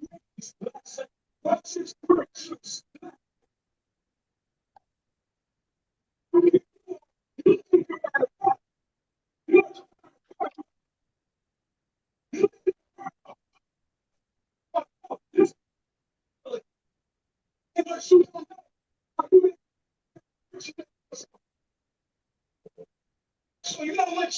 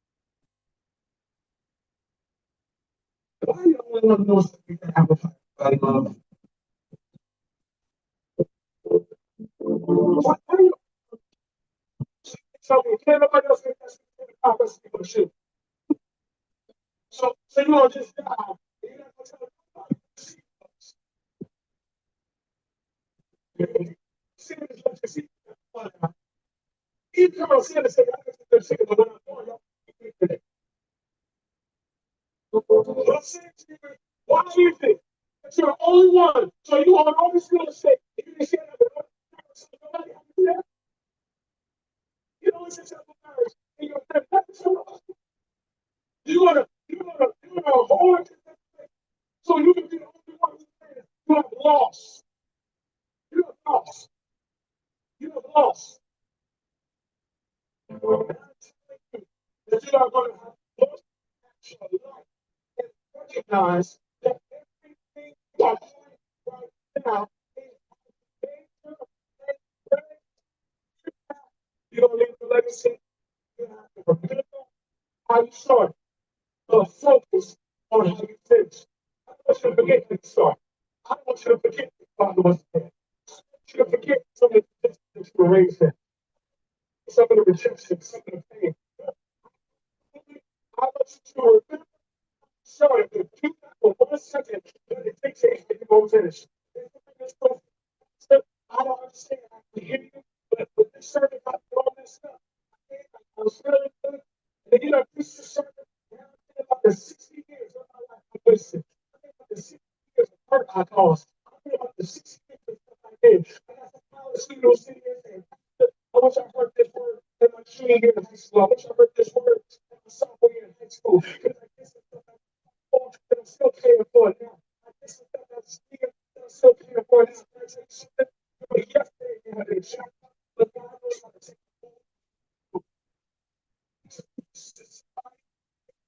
make sure you know your first years was checked out, but your next days, I will turn it into something.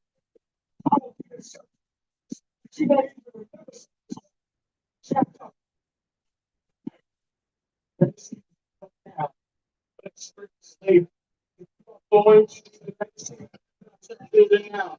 I'll see this. Don't get up.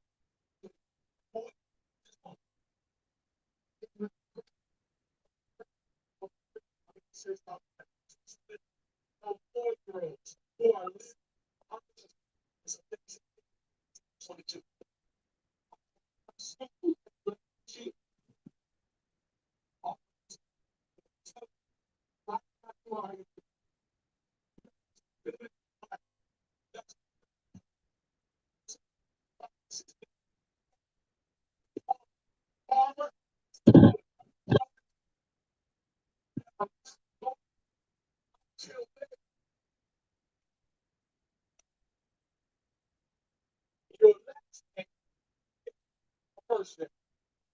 I can't the last thing. Your first thing is about you, but your last thing is about us.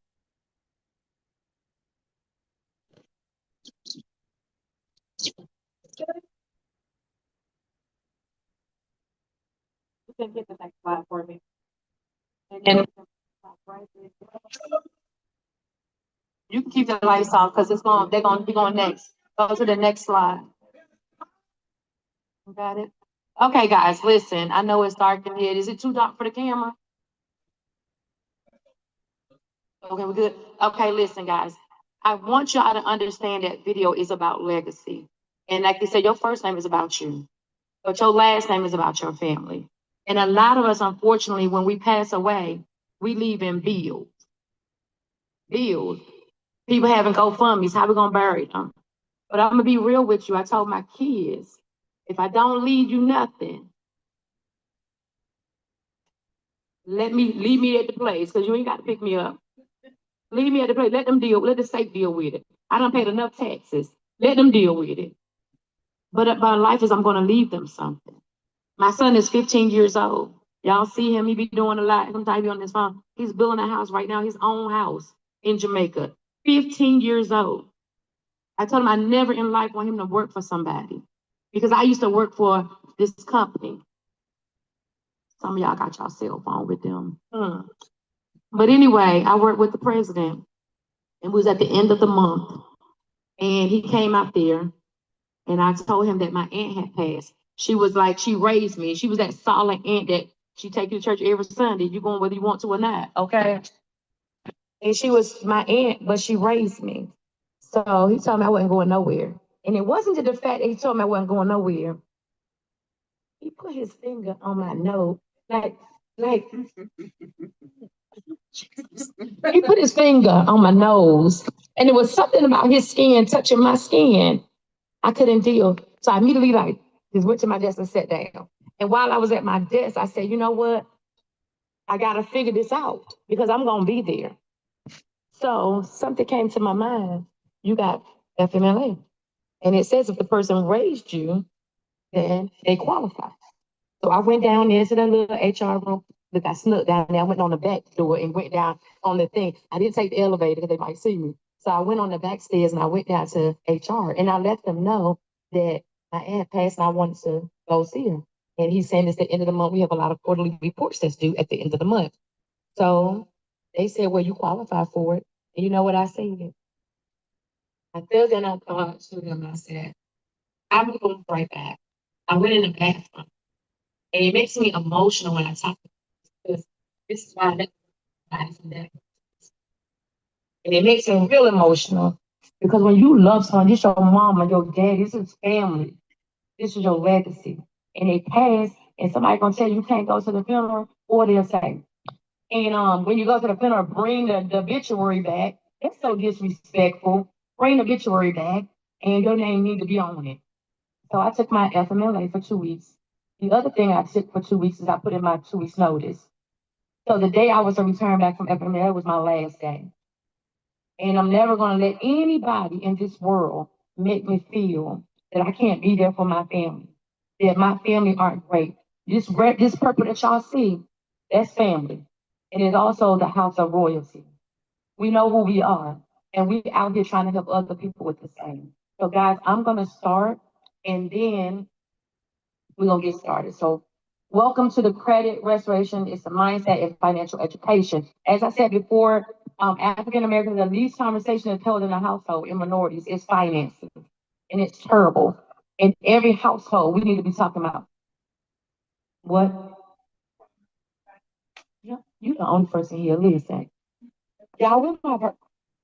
Do I got money in my purse? Anybody got $20 in cash that coach can borrow right quick? Anybody, $20 with cash, anybody. Like he the only one listening. And y'all might think he leaning, but he listening. Okay. I'll take care of you, Mr. Johnson. Here you go. Let's make sure it's fine. There you are.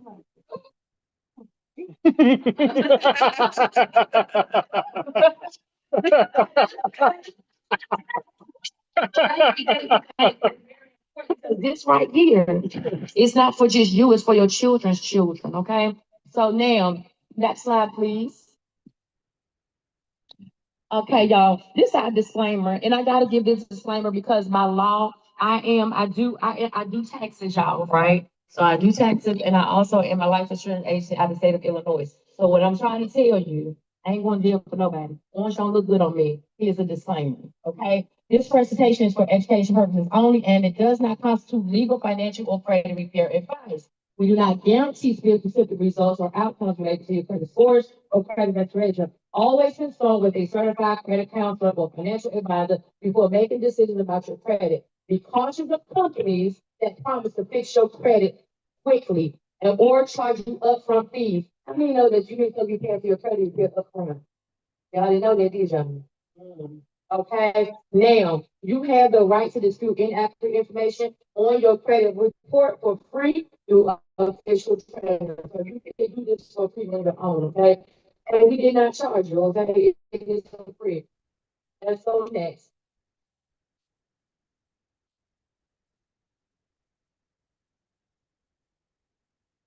I'm gonna try to have a disclaimer for real. Okay, guys, this is a question of the day. And I ask everybody this. Some of these y'all to participate, okay? Question of the day. What's your relationship with your money? Divorce, single. Listen. Just like you got a relationship with that man and you got a relationship with that woman, you need to have a relationship with your money, okay? Don't try to date me, honey, because I'm going to talk myself. The first date, what's your credit score, baby? First date. Don't date me. It's complicated. So What is your relationship status? Now, single. This is what constitutes being single. Does all your money go on you? Every time go on you. Oh, nobody else get none. Not the community, not wherever you're worshiping at. They don't get none. Nobody don't get none. It's all your money go on you. And it's always going to be for your next paycheck. Is that you? Separated. Okay? This for people that's trying to invest. Okay? Your money going out. How long is it going out? Look, how long is it going to be away? Okay? What's the return on my investment? What's the ROI? When is it coming back? How much money I'm going to make? Listen, are you separated? You don't know? Are you divorced? Let's talk about it, y'all. Your money don't left. It ain't coming back. You done invested in some kind of fraud scam. It ain't coming back. Or maybe you love shoes, ladies. Y'all know they don't give us no discount on return on investment for them shoes, okay? Them purses, okay? Men don't be lazy, because I know y'all be going to buy stuff for the boys club down in your house, and all this stuff that you buy just to look to have a man's cave, okay? Come on now. It's some money being spent. Divorce. Money just Are you married to your money? Hey, think about your spouse, your husband and your wife. You know they leaving. You know they coming back. What's that? Sometimes they come and they give you a little gifts. You don't even be expecting it. You're like, oh, oh, they married. It's like a healthy relationship. And if you have a relationship with your money, that's what your money does. Your money puts on clothes and go to work. While you stay home, enjoy the beach, and travel the world. So when you have a healthy relationship with your money put on work, it go out there and work for you, it bring that money in, and your bank account is going cha-ching, cha-ching, cha-ching. I ain't gonna cash out for you. I'm talking the real one. I'm not talking that one. Okay, so now this is knowing your relationship, okay, with your money. Now, I reason why I asked the question today is because your relationship with your money is a direct impact on your credit. Okay, so let's go to the next. Ooh, that's good. You say that it directly affects your credit score. Next slide. Now, I don't want y'all to answer this out in public. Okay, this for y'all to know where you're mentally started at. Now, those four, y'all don't think that's a joke. I met this man in Dallas, and I do have information to share the story. I went to go fix his credit, and he said he had no score. And I said, the devil is lying. Done. His credit was that bad. Okay, he had no credit. But today he has a 730 credit score. Okay, and he paid his bills. He's on top. And his wife is what? Proud of him, baby. Okay. Now they have to dash. What you call it? Cash and dash when you go. Either that is Friday day. It's the easy one, y'all. Okay. That's why. Okay. I didn't introduce myself. But this is my introduction. My name is Tasha Taylor. I'm the segregation. They're going to say their parents. I have 5 children, ages 35, 34, 32, 21, and 15. I don't look like that's fine. Okay, I also have 6 grandchildren now. Yes. For my baby, because she called, so she be like, Grandma. Oh. So, I've been traveling around the world teaching finances this past August, a 37 years. My passionate purpose of being with you today is to let you know that great is coming.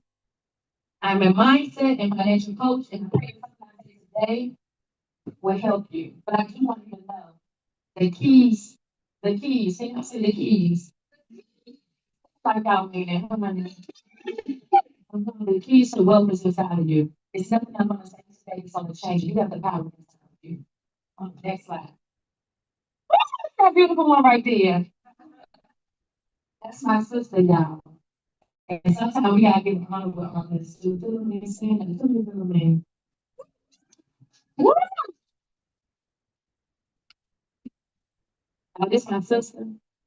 Let me tell y'all something. She quiet, but she powerful. She watching everything. Honey. And if it's something here that's gonna affect me, baby, she on it. Make a call, make a situation. She's very quiet. She's very humble.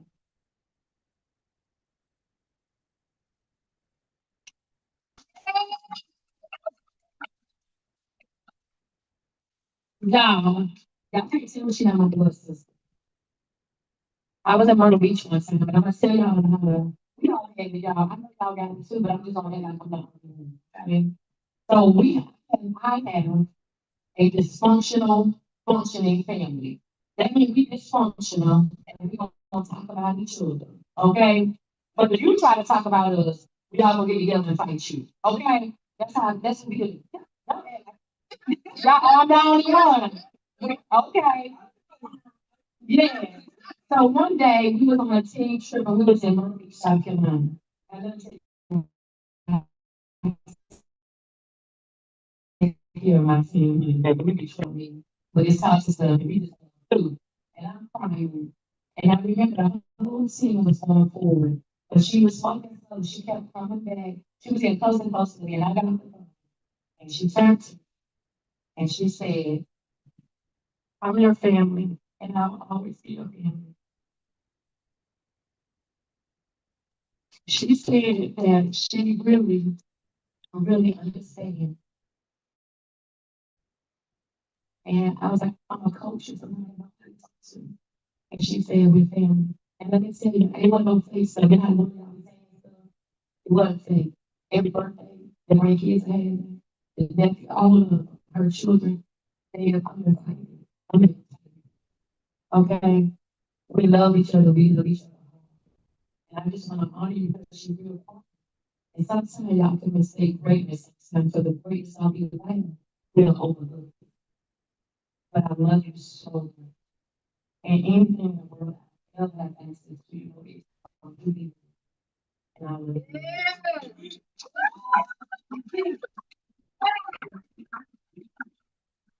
Y'all, this one right here, I might should take my wig off. You want to see?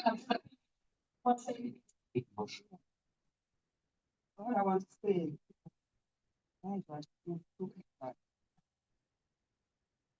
she been through a lot. The way my he was a time on her life. She was very, very difficult. She spent time with us, her children, grandchildren, especially the left. I don't know. Like planting. She loved the who never teach. And then she was going back and forth for money. I gave her a lot of advice. And I think after 6 months, a relationship with my mother, I said, no matter, she said, your mother, forgive her. So, at that time, Yeah. Wow. It's important, okay? So I wanted to this in y'all because one, she got my back. She got my back, okay? And I'm telling you, she's watchful, she's quiet, but she's watchful. She walks with class. She taught me to reach for better. Because y'all, I'm telling you, because you know, we on tour. I had to tell him, because Philip always tell me we do something, she go for the best, go for the top. So we was doing these something, we had 2,000 hotels, and I was just saying, you take over the top. Then she turned around and, you know, she would go and travel. Go to pay. And you know what she probably ain't in, okay? And she go first class, you know, first, like, okay. She goes, send me a picture, she in a cocoon. A cocoon on the side. She is in a cocoon. So he wrote on the cocoon. But she teaches me to reach for better. And it helps me. And it helps me as a coach because I was mentoring people and I was broken. And y'all, that's it. But I'm so used to being a coach, I can do it hands down. I know it will get you to the next level, but I was broken on many levels. And she came and she would tell me this. I called her and I said, "Da, da, da, da." And she said, where you at? I'm like, "I'm in the house." She said, in the living room? I said, "I'm in the living room." She said, dance. Dance. I said, dance. She's like, yes, dance. Move, dance. So I just want to say, I'm not going to dance. So that's my sister, y'all. You can go to the next slide. Thank you so much for honoring her. Give her hand clap.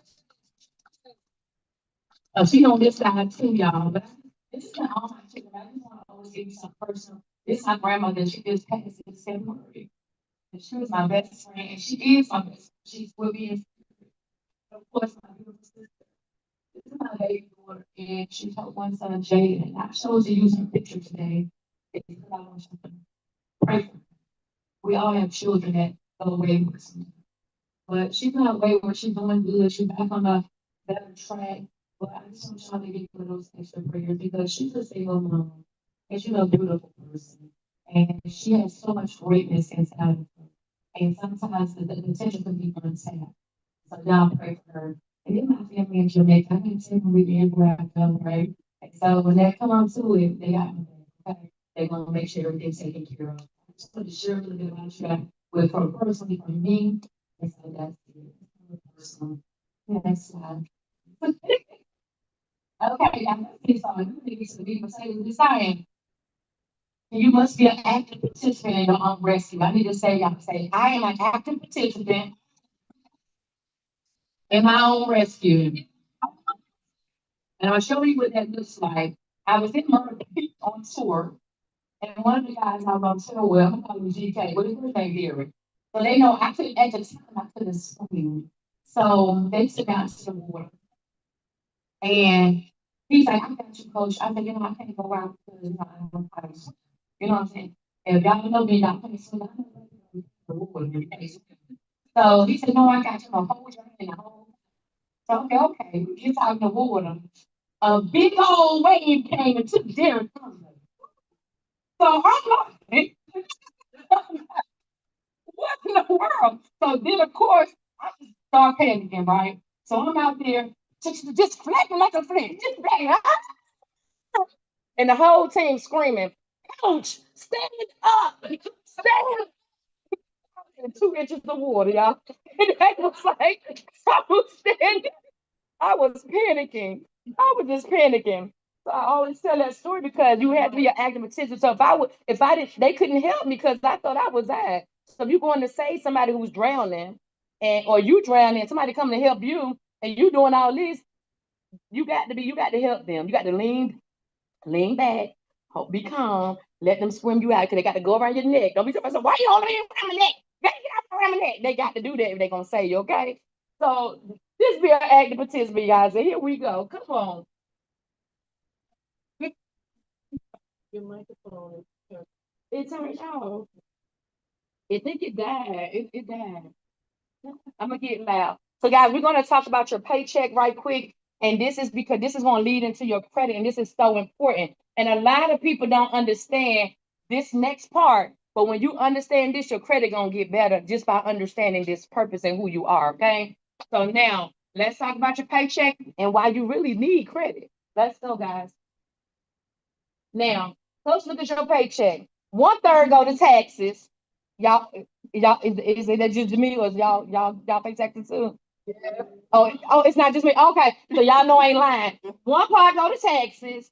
1/3 goes to fixed. That's like your fixed things, like your mortgage, your rent, those fixed bills. Okay, your necessary, and 1/3 is for you to live on. This is kind of like when you got to go out and stuff, different things like that. Okay, so let's take the check of $900. We're just gonna take 900 as a round number. So if 1/3 went to taxes, that's 300, right? 1/3 you got to pay your house and your lights and your basic needs. So now we at $300. So your $300 is supposed to be your gas, your date night when you want to go out, your special entertainment, clothing, all this good stuff, right? So now, does anybody know how to effectively spend $1? If you can spend $1, you can spend them all. Maybe because that's why we're in credit education. Anybody? Hey, that's what I'm talking about. So, in which how we effectively spend $1. So 10%, okay, is going to go to your charitable donation. Some people will look at that as tithe if you're in the church, or some people look your charitable donation, 10%, okay? 10%. 10% should always go in your savings. Why? Why should 10% always go in your savings? Before you get into the other saving, we just at the basic part. Why should 10% always go in your savings? But listen, she the smart one, y'all. That's why she listen. You pay yourself for you the one worked. So this is, you're gonna have money to spend, but this is something that you're gonna put away. So 10% for your charitable causes, 10% is gonna go in your savings. And what the other 10% y'all think gonna go to? I'm running out of money. Y'all. So it's gonna go to your investments, y'all. That other 70%. So you should, before you get your check, these things should come out automatically. And then you have that. And then people say, oh, coach, it's too much. It's too much. Listen, let me tell you something. When I was on welfare, okay, and that means when you get a check from the government, we call it welfare back in the day, and I'm 53, or I'll be 53 in December, so I know it got them little cute names to it now, like AIDS to families with dependent children, and all of that. I mean, it's got all these nice names, but we call it the welfare check, and we call the food stamps, them book, they don't got the book now, they high class, they got EBT, you know, they got EBT, okay, but we used to call it a book of food stamps. But I had 3 children, and they gave me $272 for the month with 3 children. Thank you. So with 3 children, $272 a month. But what I noticed is my kids had clothes on their back, good clothes, quality clothes. I made it happen with the 272. And I still paid tithes to my church. Wow. On 272. 3 children. And guess what? When Christmas came, it was okay. They didn't die. So I realized, let's say you got a check in the mail, right? And the check was a small check. Are you still gonna use it? I ain't never seen nobody throw this check back. So what I'm telling you is don't let the numbers fool you. When that check come in, go ahead and take it out. And if you have to, find out some of those clear plastic books. Listen, tithing or whatever your special organization is, your savings here, and I put mine in the savings account so when it go out, it's hard to get out. Okay? And let me tell you something. When you start saving your money, everybody in your family gonna have an emergency. Everybody. Okay? The car gonna start coughing. I'm gonna give it a cough drop because we is not putting no new tires on this car, no new engine, no nothing. Okay? Everything is gonna start happening, but you have to remember that savings is your seed in the ground. Okay? So we're gonna talk about how to effectively eat an orange. Can anybody tell me what's the first thing you do when you eat an orange? You peel it, okay? What you normally do with the peelings? We got some guests coming in, let's make sure we get them taken care of. So what you do with the peelings? You discard it. So that's the part of your income that you do not get a return on. Whether you want a McDonald's, Burger King, whether you want to the store, getting a haircut, this is money that's going out that you know that's not going to come back, okay? Now, what's the next thing you do when you eat an orange? Y'all stop being cute, be eating an orange. What's the next thing? Who's in the section at all? Oh, she high class. You eating tangerines, okay? We ain't got to separate it. But what's it? Eat it. So when you eat it, that part is stuff that you need to sustain for life, okay? Things that you need. You need to have a place to stay. You need to have those source that money that goes there, okay? Then what's the next thing we do? We still eating an orange. Y'all finished? Come on, y'all. And if you go to church, you should know this last part. What we doing?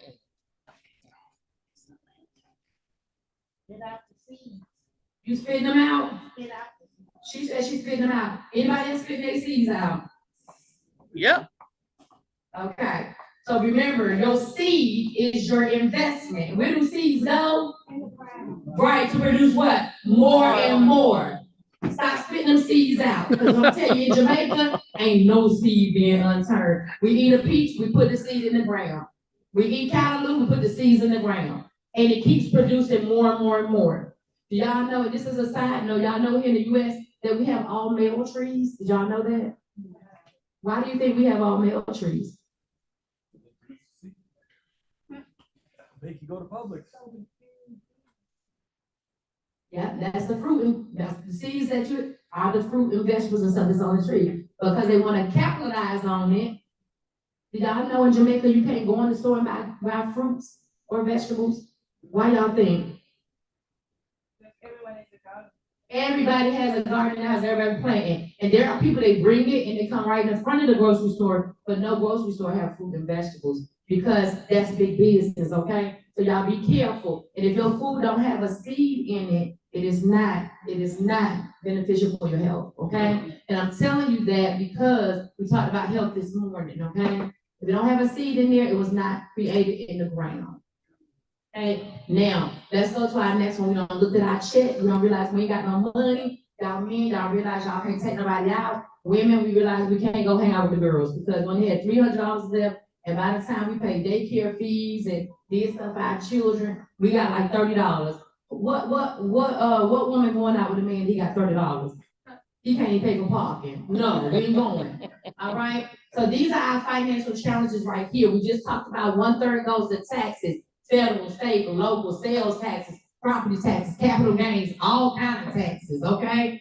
They gonna get a part of it. They get it when you acquire it, they get money when you acquire it, and they get it yearly, okay? Now, our credit. This is why we need credit, because we don't have enough money in our check. Y'all saw that? We ain't have enough money. So what we do is we have to go borrow that credit so it can subsidize our income, okay? So we acquire debt by using credit to make up the difference to help go into the credit, the auto, the home loans, and etc. Now we're gonna talk about big business. My team love when I do this. But y'all catch it, okay? Catch it. It's not what's caught, but it's what's taught. So I'm gonna tell you what the big money makers do to get your money, okay? We're gonna do the month. So y'all tell me the month, and I'm gonna tell y'all what happened. We're gonna do every month. Come on, y'all. What's the first month? January. Happy New Year's! Yes, we going out buying red, white, and blue. We independent. Come on, y'all. Y'all know that's true. And we going about red, white, and blue, hot dogs and hamburgers for the grill. What's the next month? February. Happy Valentine's Day. Oh, boo, I love you so much. Your man love you. And he going out buying candy and roses and all this stuff. And y'all know y'all was just arguing in the parking lot a few minutes ago. But now y'all love each other just because it's February the 14th. Stop it. Okay, what's our next? March. St. Patrick's Day. And look, because I don't want to be pinched at work, I'm gonna go get me some pink. I'm going out to dinner to get me a jacket. Because you know how Cindy be doing, they be pinching me. So now we spending all this money going to buy green for St. Patrick's Day. Okay? And all y'all really know is he probably was a leprechaun. Okay? Now what's the next month? April. Okay, and some people say that Christ was born and they celebrate it that way, right? So now, what are we going out buying bunny baskets? We going out buying all this stuff. We going to buy clothes for our children so they can go to church, they can look cute, even though you ain't sitting in church all week long, all year long. But now, because it's Easter, okay, we now going. I don't know what we do it. Anybody here bought Easter outfits before? Tell the truth, Shane Dell. I know. Y'all know y'all bought Easter. Listen, thank you, sir. Thank you, sir. He way in the back telling the truth. I feel you. What's our next month? May. Happy Mother's Day. And y'all know y'all, we love our mamas. Happy Mother's Day. You got to go out, get some roses, take mama to dinner. But remember, you study spending money out your check. This at $300 you had left. Study spending money. Okay. For those of you who maybe you didn't have a good relationship with your mom, guess what they coming up? What month? June. Father's Day. And y'all know I'm a daddy's girl, honey. I'm getting something. Okay, so they didn't get you with your mama, they definitely gonna get you with your daddy, okay? What's our next month? Juneteenth. She said Juneteenth, okay? House of people. Okay, so now we in July, okay? Again, celebrate Independence Day. And we ain't even free. But we celebrate a pretend free, okay? Red, white, and blue, hot dogs, hamburgers, we all at the stove, okay? Now, what's our next month? August. Kids got to go to school, so now y'all school shopping, correct? Anybody else got kids? Y'all got kids? Oh, this must be okay, y'all going school shopping, correct? My kids don't go school shopping, we go school washing. Get that gang in that time, let's go ahead and wash these clothes up to school. So we don't go school shopping, we save, okay? What's our next month? Happy Labor Day. Now listen, this is the one that I have an issue with. Who celebrate Labor? And y'all be so excited about it. Oh yeah, girl, it's Labor Day, I'm off, girl. Oh yeah, I just at the store and buying hot dogs, hamburgers, all this stuff again, and celebrating labor. Who the hell thought that was a good idea? Y'all don't think it's a good idea here. Well, out there, y'all was celebrating it, okay? So now, what's our next month? Happy Halloween. Woo! So now we dressing our kids up, look like Satan. We dressing the kids up, all this kind of stuff. And buying all this stuff, buying all this candy, just taking it off the market up, buying all this candy. I know how much candy that's sold on Halloween. Did y'all know how much candy is bought for that day? It's up in the billions. Candy. Just so they want to say, trick, a trick or a treat is stupid. Okay? So y'all stop this because they really sit back and look at, I got it. Okay? What's our next month? Happy Thanksgiving. Who eating for Thanksgiving? Y'all know that food be good. Ain't nobody put their hand up. They said, Coach, finna say something. Yes, I am. We celebrate mass murder. What's going on with this? I can't. Then what's our next month? December. If they ain't get you no other time, y'all know, baby Jesus. That's what they say. And y'all want buying all these gifts and it ain't y'all birthday. All these gifts. People take their lives because they can't provide for their children during Christmas time. Because the economy got us feeling like if you don't buy a Christmas gift, you ain't nothing. You a bad mama. You a bad daddy. Okay? And then they got these baby mamas and baby daddies that's gonna come and make you feel bad. Craig didn't buy that for the baby this week. Listen, come on. So this is big business. And they on their job. Are you on your job? Okay? Big business. They come to get that money. So out of the 1/3 of your money, income covers a living expenses, goes to big business, gas, groceries, rent, utilities, and dining out. Now, inflation, y'all. Now that all of your money is gone, all of it, you still have to save for retirement. And the cost of living is suddenly going up. I remember when eggs was 69 cents. Baby, you better bring your wallet when you want to get some eggs. Don't leave your wallet in the car. You can take the change and stuff and go get you some. Get your wallet, because eggs about $10, okay? Don't leave your wallet in the car, especially if you with me. Because I got some friends that they put that stuff on their account, I just walk away. They walk away. Next slide, guys. These are our challenges we face. Listen, Linda. Listen, Linda. We fight errors, okay? I don't do that foolishness about trying to do this and that. I fight errors, and that's why it's effective. But let me tell you something, it is a fight. They do not want you to fight your credit. And the reason why they don't, even though you have the legal ramification to do something, because they make money on you when you have bad debt.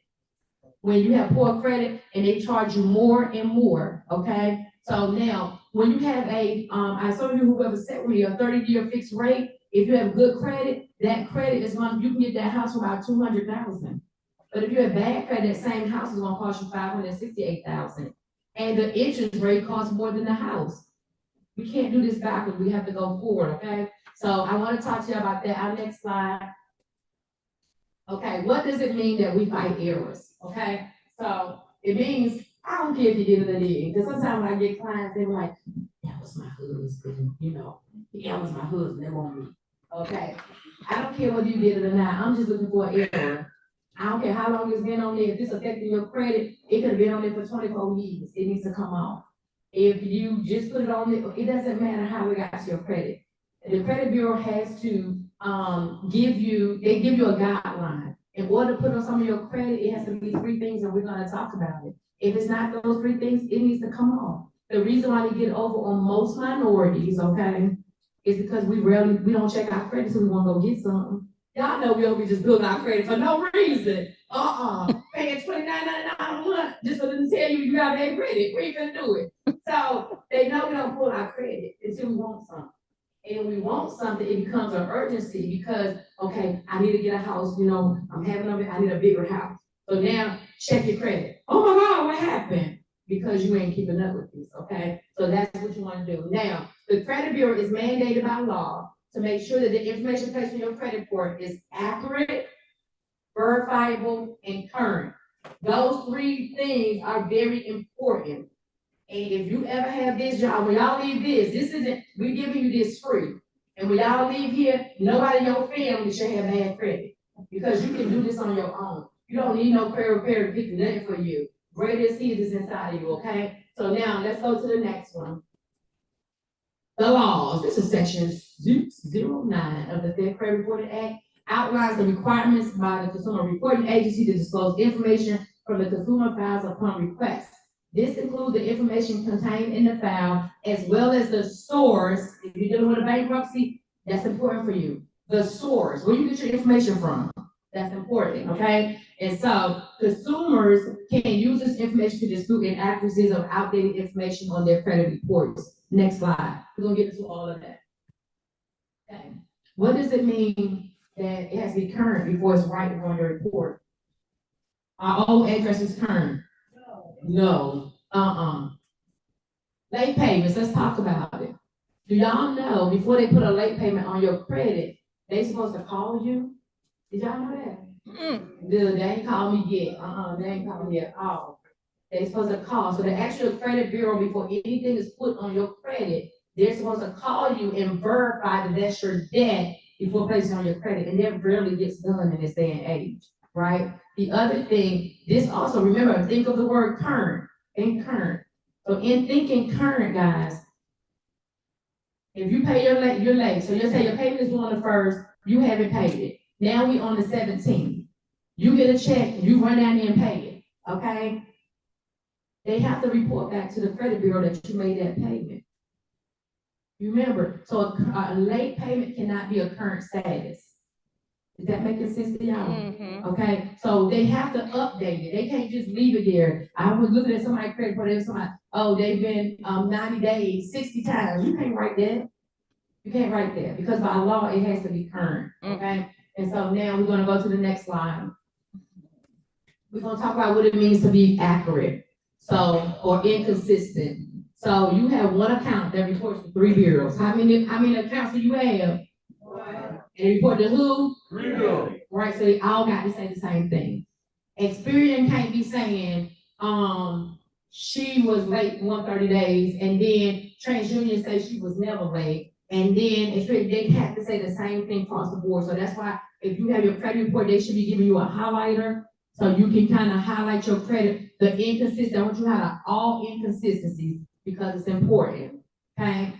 And other inaccurate information. Now, when I say inaccurate information, I was talking to one of our clients that she's one of our HCSAA members, and she's so funny. So I said, oh, they got your birthday wrong. They got 1966. She said, that's right. That is right. I said, you was born in 1966. She said, yeah. I said, so that was a long labor. Your mama pushed you out the whole year of 1966, or do you have a birthday? Okay. She's like, started laughing. She said, oh, yeah. So when they have your birthday, it must be right. It's got to be your full birthday. Why do you want your full birthday there? It's because when somebody steals your credit, if they're letting people just putting stuff in the application and they don't need your date of birth, it's part of verifying. So you want to make sure. Now, other things that you're going to see on there, and we're going to go through them all because we're going to get to having our people do hands on. Go to our next one. Verifiable. Guys, this is big. This is big. Okay? So, can the information be verified?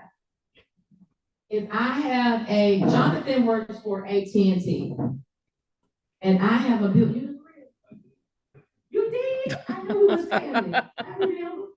Years ago, y'all, years ago. So Jonathan works for AT&T, right? And I am doing a contract for my phone with AT&T. He is a representative, okay? I done got my phone, the one I want, I ain't paying me another bill, because I just needed this phone to go on the trip, and so I can look good with my other girls, because they won't have their phone, okay? So I'm not gonna pay that. Then my bill goes in default, and it goes to collections, okay?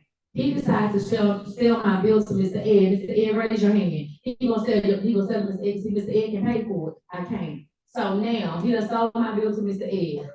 Do I still owe AT&T? No, I don't. But guess what?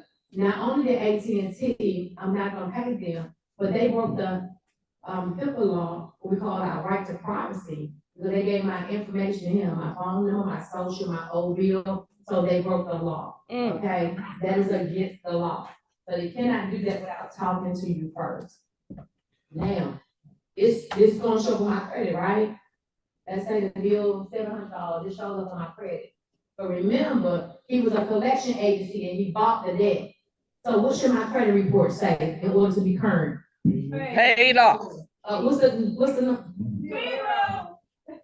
It should say zero, right? He bought the debt. Yeah. And I don't care if he bought the debt for $10, they have to go zero. And so that means that that is incorrect because it's been paid for already. So now, is the person who is verified has authority to verify. Okay, in the cases of bankruptcies, y'all, the bankruptcy court, and you can look this on any website, wherever you got your bankruptcy at, it's a letter on there, we can just pull it off. The bankruptcy courts do not report to the credit bureau company, no matter what state you're in, it don't matter where you at, they don't report to them. So if they didn't report it, where you get it from? And you can go print the letters off for most states, and that comes out real quick. Once they find out that you ain't moving the food, it comes right on off. Okay, so now, who do you have the contract with? We just talked about that. If you have a contract with the person, I don't care who they sell it to or what they do, okay? I have a contract with you. So if you sold it, you no longer have it. So that splits my ties with you. Okay, now bankruptcy courts, we went over that. They don't supply the information, so whoever supplied it does not have the authority to supply it. Let's go to the next one. Okay. How was it reported is the most common errors, okay? Collection with the balance, it is illegal. What do we say? If somebody pay on it, the balance should be zero. Okay, same with charge-offs. It don't matter. Car, whatever the charge-off is. The charge-off means the insurance paid for it. So if the insurance paid the bill, it should be Zero. So if you have it on your credit report, there's a balance, you need to be highlighting that because you need to come off. Now, they sold that, and normally you can tell it'll say the original creditor. So if you see original creditor on your credit report, that's the key. Buy out, we got them. They ain't got the debt no more, okay? So you can actually tell the person when they call you, this is how the conversation goes. You know, they call you, ring. I always call you the dealer. So you can buy me, so you pick up the phone. Please, y'all. A lot of people tell people don't answer the phone. Listen.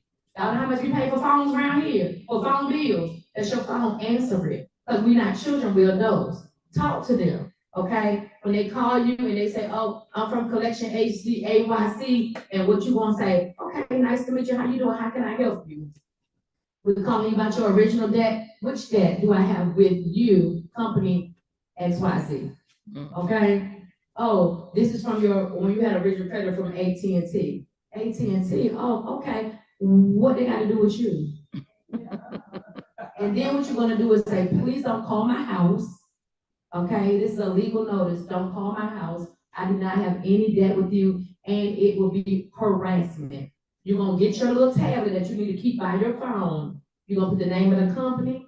You're going to put who you were talking to, and you're going to put the time. This is so important that you keep up with this logbook. It's $1,000 per occurrence. Who needs $1,000? Make people stop calling you. Make them pay. If you make them pay, they'll stop calling you. Okay? So now, here we go. Oh, that's my guess. Somebody come get my watch. That's my guess. All right. Okay, here we go, y'all. I don't have to turn the thing off again. Don't say okay. Now, the duplicate accounts. This is good for student loans, okay? If you're dealing with student loans, guys, students go to school by quarter. So pay attention to your credit report because every quarter, what they'll do is they'll put it back on there. And specifically, if you look at it, it'll have TransUnion here, the other one's blank. And now here, it'll have the next one, Experian, these blank. They're doing that on purpose so you won't know that it's a duplicate account. So you need to take your time and go through it, okay? If there's an error, and I don't care if it is the student loan, the government, if there's an error, they're not higher than the law. Still, same thing, okay? Now, some late payments are illegal. We talked about that earlier about making them current, inaccurate, inconsistent reporting. Y'all see what it says TRs? Y'all, I was doing this in the middle of the night. I ain't had sleep in 3 days. Just work with me, okay? So it's inconsistent reporting of your information, okay? Next slide. Now, do you need a credit cleanup? Yes, everybody needs one. Normally when a person that you hire to fix your credit, they will not do this step. It's mandatory for my clients. They won't do this stuff. Do you know who knows why they won't do this stuff? Everybody know why they won't do this stuff? Why they won't clean it up? This is your credit profile, like your birthday, your name, your addresses. Why they don't clean that up? Extra work. So you are their client, because the thing is, what happens is they go and they fix your credit. They say they fix it. Your score go up 100, 150 points. You on Facebook telling everybody, girl, yeah, they done bought, they fix my credit, thank you, all this stuff. Then in 30 days, it's all back. It's all back, and it's all back because they never removed the addresses. Your debt is attached to the address. So they won't do it because guess what? You will always be their client. I have another person, I'm just gonna call this company LL. They've been with them 3 years and their credit went up 12 points. And they're paying big bills to be with them, okay? So they say it's in Lexington. Okay, anyway, let's do it. So do you need a credit cleanup? Every address you ever lived or received mail. We was down at the white party down in, who was we at with the white party? Fort Lauderdale, Florida. We went to the white party and we was up there on the ship. Well, before we got there, I needed an outfit because I wasn't gonna go to the white party. I wasn't gonna participate. So I ended up going and I had to send a dress to the friend's house that Ivy, that she works with us. I had to send a dress to her house. When I sent that dress to her house, her address began to show up on my credit because it's public information. So I know sometimes we send stuff to our kids and whatever, if your name is on it. So if it's something that you need, just don't put your children's name on it. Call your children. Mama got an Amazon box, don't touch it. Good. So now every name change, that's for us women. Y'all been married. Some people been married 27 times. Listen, when I get a client and all them John and John, I can see everybody on there. Everybody's on there.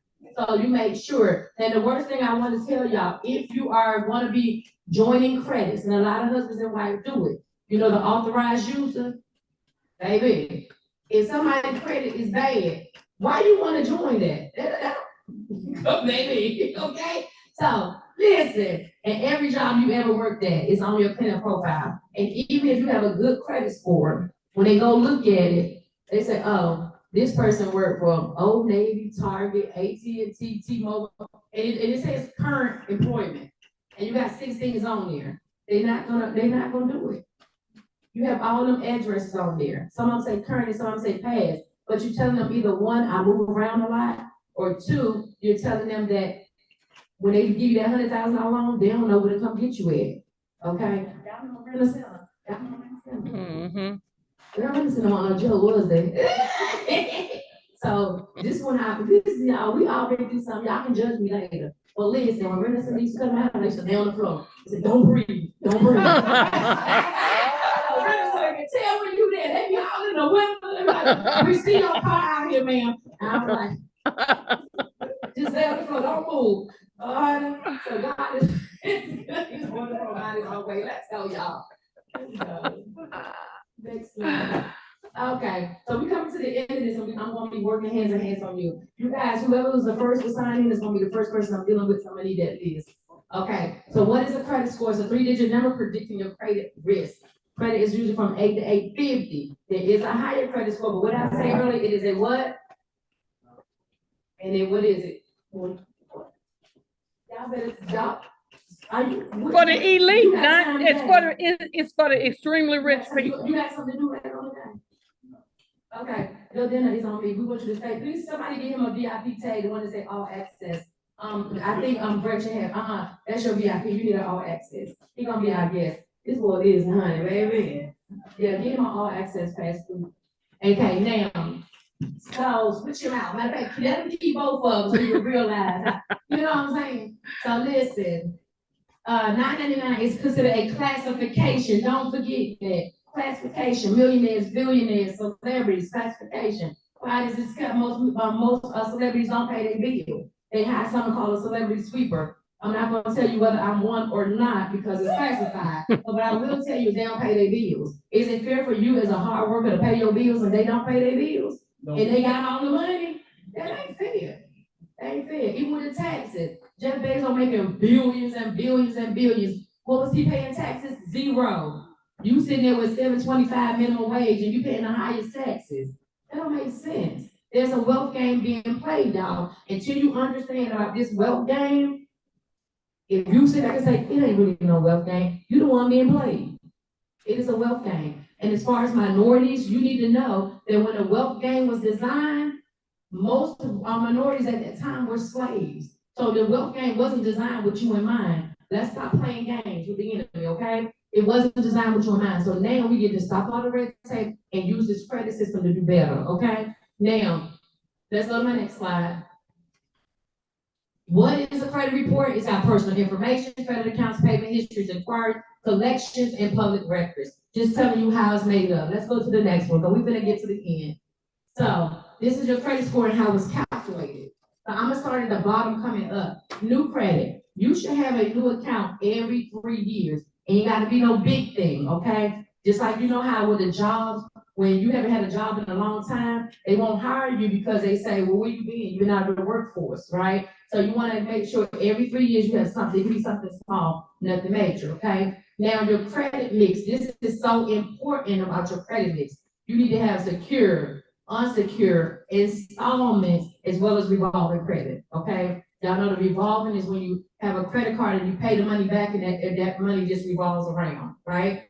So the installment is something like a house or a car, you pay the payment and it comes down, right? You wanna be able to have that mixture. Now your length of history is very important.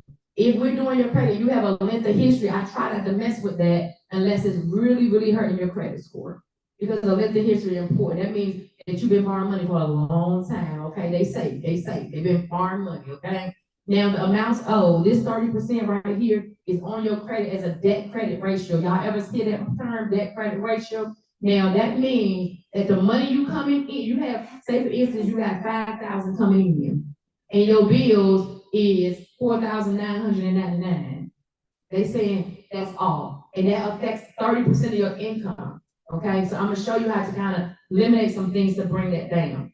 And then also your payment history. We talked about this earlier. Payment history is 35% big, okay? I was working with this young lady and she has excellent credit. And when I say excellent, I mean excellent, okay? Could find a spot on it, okay? I'm like, why is you here, ma'am? Why? I want to say get off my phone, but you know that's not professional. Why is you here? Excellent credit. But she had 130-day on there. I mean, if you got one payment, you can just really call the place and say, hey, I've been a good customer since I've been there. I got into a hard situation. It is affecting my credit score. Can you change it? And they will change it. Y'all understand that? It's simple. What I say about good credit, it holds conversations. Let's talk to them, okay? So now the last thing we're going to be dealing with is I told you guys, you get in a situation, you can't do it, whatever, saying what? Listen, because they cannot report that you haven't made a payment in 30 days, okay? Do we want to get the money in there as soon as we can? Yes, we do, okay? So guys, that's where we at. Go to our next one, and I think we almost got hands on. Come on, guys, what's my next slide? Okay, this here. Top 5 myths, guys. We want to debunk this. Myth 1, you can only have one credit score. Do y'all know this? That you have how many? Do y'all know? Who knows how many credit scores we have? 3. 3 credit scores? I'm talking about. Okay, let me be clear. I was good at. So what I'm talking about is when you go. If you go to FICO, it's the credit place too. They go FICO. I don't really using that much. Y'all look high. We're looking for discounts, but they got FICO. If you go in there, you have 8 scores on there.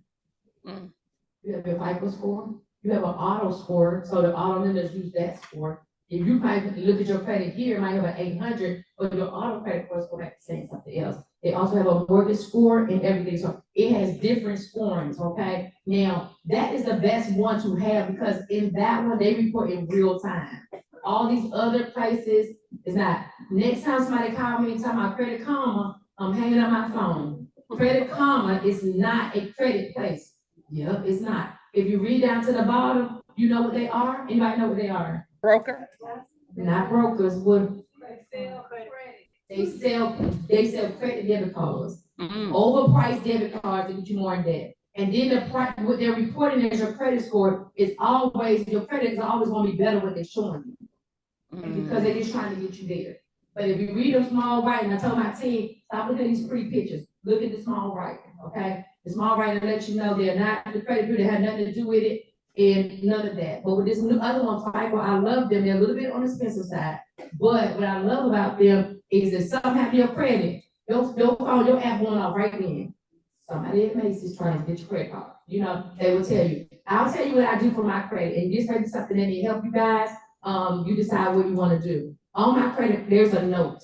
And on that note, it says, before you extend credit, call this number. And it's my number. So I'm standing there in front of them. But they're gonna see it. They're gonna go call the number. And then I'm gonna answer the phone right in front of them. That verifies that I am who I say I am. Okay? So that's very important. The reason why they stop a lot of people from using my credit, because if I'm touring all over the world, I ain't got time. And I'm not really using credit when I'm traveling. But at the same time, I don't have time to watch my back. Right? So that's just the way it happens. Now, income affects your score. That's a myth. How much money you making is affecting your score? How? It don't. What affects your score is not paying your bills. Okay? Closing accounts improves your credit score. I tell people never close an account. Are y'all hearing me? If it's on there, I don't care if it's closed. If it's in good standing, it's helping you. There's another myth, guys, about paying the bills, okay? And they probably gonna have it on this slide because I might have somebody to pull this slide for me. But paying your bills, let me tell you the truth about it. If you have debt on your bill right now, you're not somebody to say, I want to pay off all my credit. Baby, talk to me first, okay? So number one, yes, we want to pay our debts, right? But if they report it in error, it's coming off anyway. Because you're only paying it because you don't want it to affect you and on your credit, correct? So that's why you want to do that. But listen to this. When you go back, let's say your credit, you get a late payment. The calculation that makes your score go down is at the time it happened. So when it goes in collection, that negative is always affected. If it's late, that negative happened at the time. If you pay it off, it doesn't take it up. You pay it, they just gonna say thank you. And your credit score is still gonna be bad, right? So that's why what we do is we look for the errors and we remove it, because if we remove it now, it can't be calculated and now it goes up, okay? Now, credit repair companies erase bad credit. Is that true? No. So our job is my job, because a lot of people do what they want to do, but my job is to fight inconsistencies. If it's inconsistent and it hurts your credit, you have a right to remove it, okay? A lot of times, I'm gonna tell y'all something, y'all ain't getting bad debt overnight and you ain't getting out overnight, okay? So what I am gonna tell you is that it's a fact. We have something that's called 3 rounds. We do our first round, a lot of stuff comes off in the first round, but some stuff may say, come back as verified. Then we send another day, because remember, it was inaccurate. I'm only fighting inaccurate. I'm not fighting anything else but the inaccuracies, right? So then I'm gonna send a second letter, which is an aggressive letter. The last thing I'm sending them, who knows what the last thing I'm gonna send them? Anybody? Who said $1,000? Baby! That's right there. I'm sending them an invoice in your name.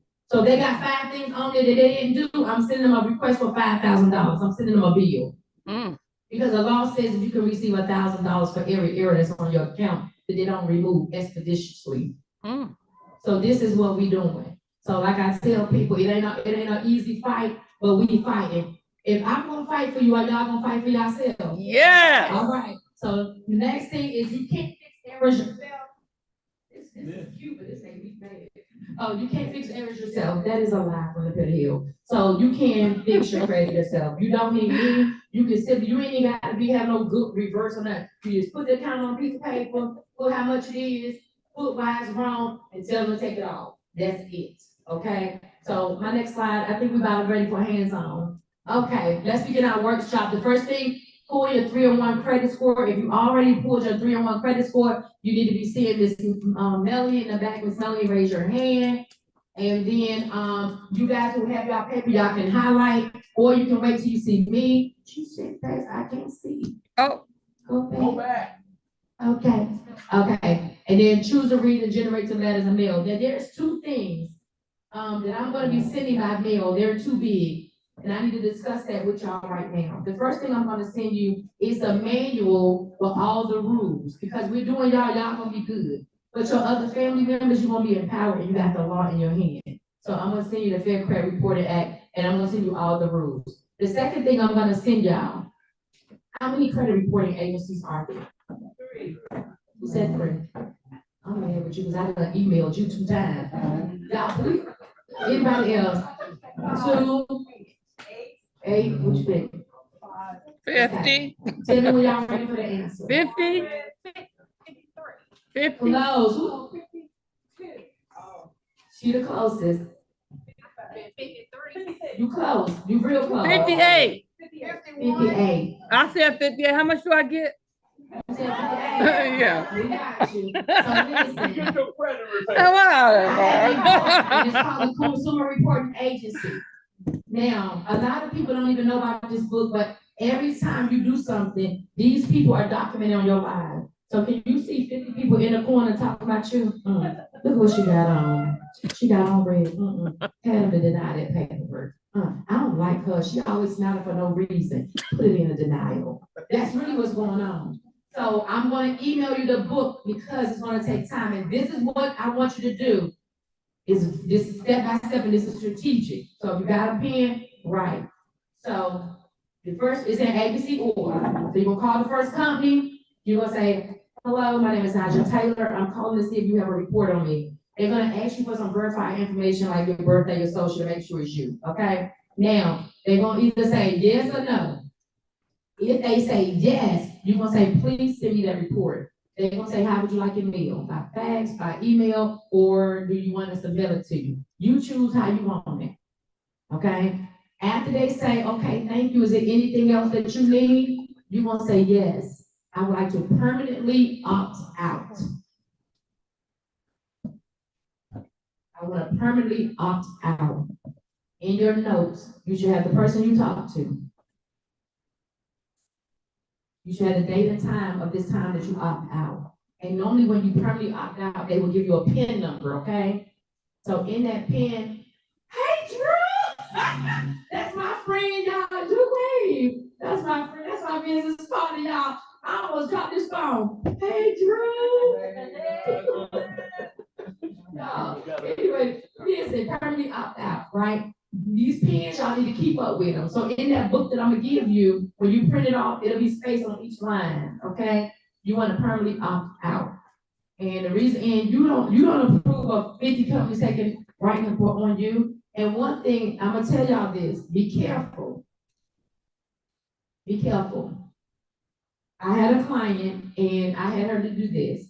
So she paid her bills on time. But the complex that she was renting from, they put notes. And in the notes, they say, oh, she paid on time, but she has a nasty attitude. And as soon as she do something wrong, this is what it is in the note. It's a report on your life. So you know, when you go see another complex, you might have good credit, but they read that note and they're gonna deny you because they don't want to deal with it.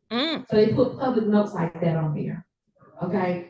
So take your time. Don't let it overwhelm you. You can do 3 a day. Or if you can do a little bit more, do like 4 or 5. But just take the 3 a day and just work that book every day until you got them all done, okay?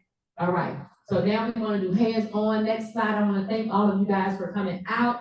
And look for Purple if you need anything. And then we'll definitely take care of you. I'm going to be in the back and I'm going to be personally working with you guys. They'll let me know who the first person is. We'll get together. So you guys, thank you.